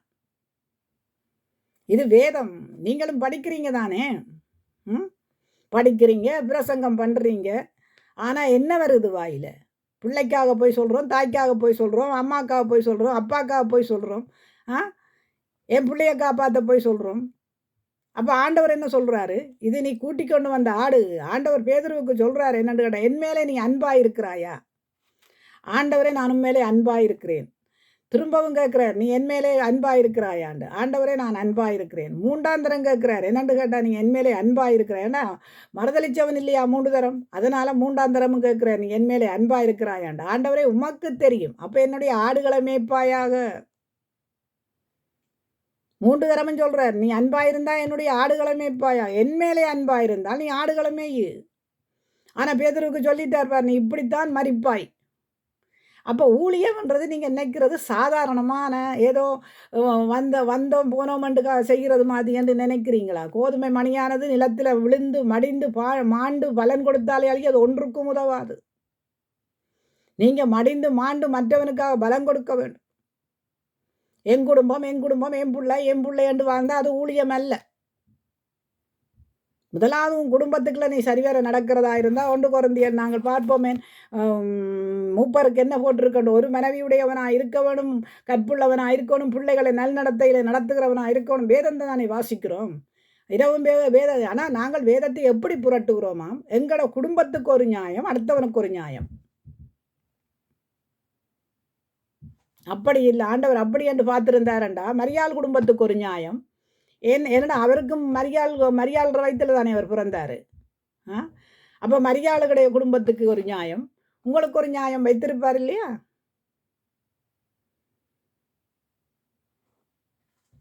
நியாயம்ன்றது தேவனிடத்தில் இருந்து வர்றது, நீதி நியாயம். அதான் உங்களுடைய நீதியின் நியாயமும் அப்படியா இருக்கணுமா? உங்களுடைய நீதியின் நியாயம் அழுக்கும் கந்தையும். ஆனால் அதுக்காகத்தான் ஆண்டவர் சொல்கிறார், பரிசேயர் சதுசேயருடைய நீதியிலும் விட உங்களுடைய நீதி எப்படிப்பட்டதாக இருக்கணும்? அதிகமாக இருக்கணும். ஆபிரகாம் நீதிமான், நோவா நீதிமான், லோத்து நீதிமான். நீங்கள் பார்த்தீங்கன்னா அப்படியே நீதிமான்களை பார்த்து கொண்டு வரலாம் இல்லையா? உங்களுடைய நீதி எப்படியா இருக்கா? அழுக்கும் கந்தையும் எப்படி? என்னுடைய குடும்பத்துக்கு ஒரு நீதி, அடுத்தவன் குடும்பத்துக்கு ஒரு நீதி. அப்போ நீ சபையில் நடத்துறது பொல்லாத நீதி, அது அழுக்கும் கந்தையுமான நீதி. உனக்கு ஒரு நியாயம், உன் பிள்ளைக்கு ஒரு நியாயம், அம்மாவுக்கு ஒரு நியாயம், அப்பாவுக்கு ஒரு நியாயம், சபைக்கு ஒரு நியாயம் என்று சபை ஆண்டவர் நடத்த வர இல்லையே. வேதம் தானே திட்ட தெளிவாக சொல்லுதே. நீ சோதிக்கப்பட்ட பின்பு உன் சகோதரனை திடப்படுத்து. அப்படிப்பட்ட குடும்பங்களாக சபைகளாக வாழ நினையுங்க. இதுதான் உங்களுக்கு இன்றைக்கு கொடுத்தது. என்னன்னு கேட்டால், நான் ஒளியிலே நடக்கிறேன் என்று சொல்லியும் நீ வெளிச்சத்திலே நடக்கிறேன் என்று சொல்லியும் சகோதரர்களை பகைக்கிறது, குடும்பத்தை பகைக்கிறது, சபையில் இருக்கிற சகோதரிகளை பகைக்கிறது, வீட்டில் இருக்கிற சகோதரிகளை பகைக்கிறது, இன்னும் நீங்கள் இருளுக்க தான் இருக்கிறீங்க. நாய் தன் கட்கினதை நக்குது. இப்படியான காரியங்களை விட்டு நீங்கள் இந்த புதிய வருடத்திலே மனம் திரும்பி சமாதானத்தின் தேவனுடைய சமாதானத்தை பெற்றுக்கொள்வீர்களானால், மீண்டும் தேவன் நீதிமான் விழுந்தாலும் தூக்கி எடுப்பார் என்று சொல்லியிருக்கிறார் இல்லையா? நீதிமான் 7 அல்ல 70 விழுந்தாலும் தூக்கி எடுக்கிறவரும் அவர்தான், மன்னிக்கிறவரும் அவர்தான், மறக்கிறவரும் அவர்தான், மனுஷன் அல்ல. அதனால் உங்களுக்கு மன்னிப்பு வேணும், சமாதானம் இருக்க வேணும், மன்னிப்பு வேணும், அக்கியம் இருக்கணும். மன்னிப்பு வேணுமெண்டா எல்லாம் இருக்கணும். அன்பு இருக்க வேணும், மற்றவர்களோட பழகிற பழக்கத்தில் நல்நடத்தைகள் இருக்க வேண்டும். சரி, உங்களுக்கு ஒருத்தன் ஒரு ஆண்டவரே சொல்லிட்டாரே, உனக்கு ஒருத்தன் ஒரு கன்னத்திலே அடித்தால் மறு கன்னத்தை கொடு என்று. அடிக்கிறதுக்காக அவர் சொல்ல இல்லையே, அவரே அடிச்சாங்கப்பா. ஆனால் உன்னை துன்புறுத்துறதை பற்றி சொல்கிறாங்க. இப்போ அவமானம் உண்டாகுது. எத்தனை பேருக்கு அவமானம் இல்லை? அவமானம் இல்லையென்று யாரும் சொல்ல முடியாது இல்லையா? வந்த காலத்துலேருந்து அவமானமும் நிந்தையும் பிரச்சனையும் எங்களுக்கு ஒரு சோதனையும் இல்லையென்று சொல்லுவானா இருந்தால் அவன் பொய்யனாக இருப்பான். சோதனைகள் உண்டு. இப்போ சோதனையை சகிக்கிறவன் தான் பாக்கியவன். இத்தோடு நான் உங்களுக்கு முடிக்கிறேன். இன்னொரு செய்தியோட தேவ செய்தியோடு வருவேன். இதெல்லாம் வேதத்தில் இருக்கிற வார்த்தைகள். நீங்கள் 25 வருஷம் 35 வருஷம் 40 வருஷம் 50 வருஷம் இல்லை 100 வருஷம் நீங்கள் வாழ்ந்தாலும் தேவனுடைய வார்த்தையின்படி நீங்கள் வாழாவிட்டால் சும்மா வாசிச்சுட்டு பரம்பரை கிறிஸ்தவர்களாக இருந்துட்டு போயிடுவோம். பரலோகத்துக்குள்ளே போகிறதுக்கு நமக்கு இடம் தேவை அல்லவா? அப்போ அதன்படி நடக்கிறவரை தான் நான் கண்ணோக்கி பார்க்குறேன்னு சொல்கிறார் இல்லையா ஆண்டவர். நீங்கள் என்னென்னு சொன்னால், நாங்கள் பிரித்தெடுக்கப்பட்ட ஜாதி ஏண்டா, நீங்கள் பிரித்தெடுக்கப்பட்டீங்கன்னா பிரித்தெடுக்கப்பட்ட மாதிரி வேதத்தின்படி நடவுங்க. நடக்காட்டா நீங்கள் பிரித்தெடுத்தும் பிரயோஜனம் இல்லை. ஏனென்று கேட்டால், நீ விழுந்து சாகவில்லையே இன்னும். கோதுமை மணியானது நிலத்தில் விழுந்து மாண்டு செத்து பலன் கொடுக்கவர். ஆண்டவர் அப்படித்தானப்பா பலன் கொடுத்தாரு. நமக்காக வந்தார், தன்னைத்தானே ஜீவ பலியாக கொடுத்தாரு, மரித்தார், மீண்டும் எழுந்தார், போனார், திரும்ப வரப்போகிறாரு. ஆனால் அவர் வரும்போது நாங்கள் தகுதியுள்ளவர்களாக இருக்கிறோமா? பாத்திரமுள்ளவர்களாக இருக்கிறோமா? கரதரையற்றவர்களாக இருக்கிறோமா? மணவாட்டி சபை எடுத்துக்கொள்ளப்படும் போது மணவாளன் வரும்போது ஆயத்தமாக இருக்கணும். ஆயத்தமாக இருக்கிறோமா? சண்டை பாருங்க, சண்டை எனக்கும் உனக்கும் சண்டை. யார் நாங்களாம்? எப்படிப்பட்ட நாங்களாம்? ஒரே இரத்தத்தால் கழுவப்பட்ட நாங்கள் இயேசு கிறிஸ்துவினை திருவிருந்தெடுக்கிறோம். ஞாயிற்றுக்கிழமையில திருவிருந்தெடுக்கிறோம். பாவத்தை அறிக்கை செய்து திருவிருந்தெடுக்கிறோம். அப்பத்தை இருக்கும்போது திருவிருந்தெடுக்கிறோம். ஆனால் குற்றமற்றவர்களாய்த்தான் இருக்கணும். பாவ மன்னிப்பு பெற்றுத்தான் திருவிருந்தெடுக்கணும். அடுத்த ஞாயிற்றுக்கிழமை பாவத்தை செய்துட்டு வந்து அடுத்த தரம் பாவ மன்னிப்பு கேட்குறோம். அப்படியே ஆண்டவர் சொன்ன, இனி பாவம் செய்யாதேப்பா போ. சின்ன சின்ன பாவங்களுக்கு நீ மனம் திருப்பி திருவிருந்தெடுக்கலாமோ? பெரிய பெரிய சண்டைகளை பிடிச்சிட்டு அடிபாடுகள் பட்டுட்டு வந்து நாங்கள் சகோதரர்கள் குத்துப்பாடு பட்டுட்டு வந்து நின்று திருவிருந்தெடுக்கிறோம் பாருங்க ஆண்டவற்ற பிள்ளைகள். உங்களை பார்த்து மற்றவன் சிரிக்கிறான். இதிலிருந்து மனம் திரும்புங்க. இது சமாதானத்தின் ஆண்டு. சமாதானத்தின் தேவன் தானே உங்களோட கூட இருப்பாராக. தேவனுடைய வெளிச்சம் எங்களுக்கு சமாதானம். இதில் வாசித்தது உங்களுக்கு வாசிக்க வேணுமா? திரும்பவும் உங்களுக்கு இந்த வேணுமென்றால் இந்த செய்தியை திரும்பவும் நான் கொடுக்குறதுக்கு தயாராக இருக்கிறேன். ஏனென்று கேட்டால் இந்த ஆண்டு நீங்கள் சமாதானத்தை தேடுவீர்களானால் சமாதானத்தின் தேவன் உங்களுக்குள்ள வந்துடுவார். இப்போ ஆண்டவர் தள்ளி நிற்கிறதுக்கு காரணம் உங்களோட பிரச்சனைகள். தள்ளி நிற்கிறார் பாருங்க. ஏனென்று கேட்டால் நீங்கள் தூங்க வச்சுட்டு நீங்கள் வேடிக்கை போடுறீங்க. பரிசுத்த ஆவியானவர் தூங்கி கொண்டிருக்கிறாரு, நீங்கள் வேடிக்கை போடுறீங்க. அப்போ உங்களோட வேடிக்கை அவர் பார்த்து கொண்டு இருக்க வேண்டியதாக இருக்குது. ஏண்டா உள்ளே இருக்கிறவரை துக்கப்படுத்துறீங்க. அப்படித்தான் சவுலடியான் செய்தான். என்னென்று கேட்டால் சவுலுக்குள்ள ஆண்டவர் நல்ல ஆவியத்தானே அனுப்பினார். ஏனெண்டா சாமுவேல் வந்து அபிஷேகம் பண்ணினான், நீ ஜனங்களை நடத்தன்னு சொல்லி. ஆனால் அவனுக்குள்ள ஒரு பெருமை வந்தது பாருங்க. அவனுக்கு ஒரு பெருமை வந்தது. அந்த பெருமையினால சாமுவேலுக்கே ஆண்டவர் சொல்றார் என்னன்னு கேட்டால் அவனுடைய ராஜ்யபாரம் இண்டையோட கிழிந்தது. பவுலுடைய ராஜ்யபாரம் கிழிக்கப்பட்டது. அந்த ராஜ்யபாரத்தை தாவீதுக்கு கொடுக்கப்பட்டது. தாவீது எப்படிப்பட்ட மனுஷன்? தப்பு செய்தான் தான். உடனே ஆண்டவர்கிட்ட கேட்குறான், ஆண்டவரே நான் அல்லவா தப்பு செய்தேன், என் ஜனங்கள் தப்பு செய்தாங்களா? அப்போ எனக்கு தண்டனை கொடும். இதுதான் ஆண்டவற்ற பிள்ளைகளுக்கு இருக்க வேண்டிய குணாதிசயங்கள்.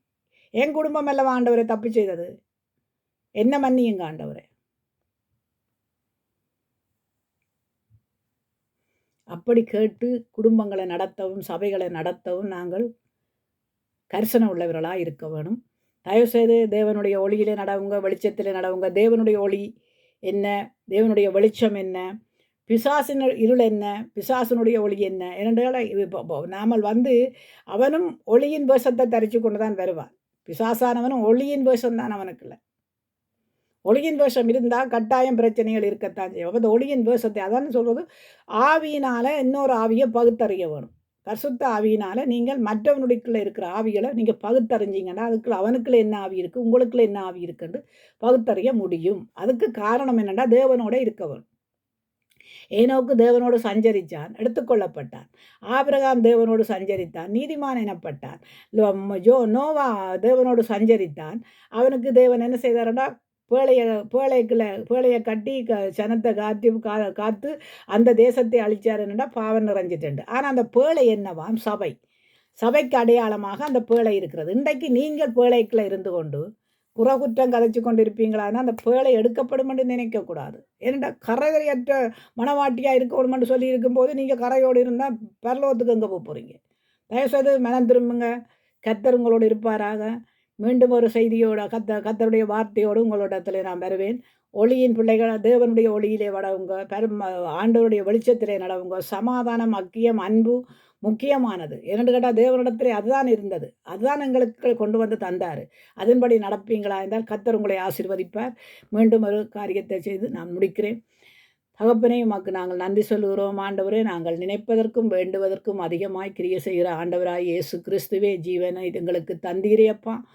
பிதாவானவரே, நீங்கள் தந்த குமாரனுக்காய் நன்றி, நீங்கள் தந்த பரிசுத்த ஆவியானவருக்காய் நன்றி சொல்லுகிறோம். இந்த புதிய வருடத்திலே ஆண்டவரே புதிய மாற்றங்கள், புதிய ஆண்டவரே கர்த்தாவே விடுதலைகளோடு ஆண்டவரே பிள்ளைகள் நடக்க, ஆண்டவரே கர்த்தருக்கு நான் இதை செய்வேன் என்று சொல்லி ஒரு பொருந்தனையோடு நடக்கிற குடும்பங்களாய், சபைகளாய், ஆண்டவரே மாற்றும்படியாக ஜெபிக்கிறேன் ஆண்டவரே. சபையை குறித்த ஒரு பக்தி வைராக்கியம் பிடித்த பிள்ளைகளாய் மாற்றுவீராக.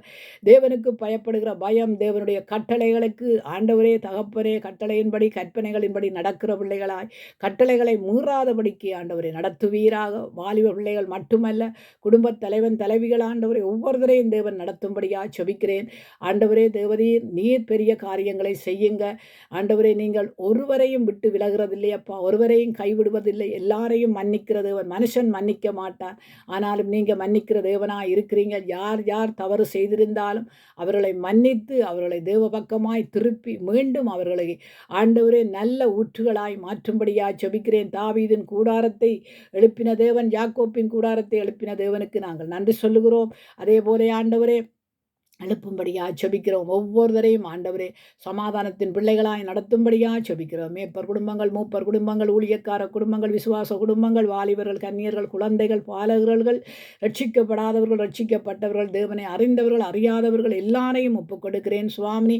அதே போல அப்பா ஆண்டவரே தனிப்பட்ட மேப்பர்கள், மூப்பர்கள், சுவிசேஷர்கள், அப்போஸ்தலர்கள், போதகர்கள், சுவிசேஷிகள் எல்லாரையும் ஒப்புக் கொடுக்கிறேன் ஐயா. எல்லா குடும்பங்களையும் நடத்துங்க. எங்கள் குடும்பங்கள், எங்கள் பிள்ளைகளை எல்லாம் நடத்தும்படியாக ஜெபிக்கிறேன். பிள்ளைகளுடைய பிள்ளைகளை நடத்துங்க சுவாமி. கர்த்தர் தாமே ஆண்டவரை வழி நடத்த வேண்டுமென்று நான் மன்றாடுகிறேன். நம்முடைய திருப்பாத்திரை ஒப்புக் கொடுத்து இயேசு கிறிஸ்துவின் இனிய நாமத்தில் ஜெபிக்கிறேன் நல்ல பிதாவே. ஆமென்.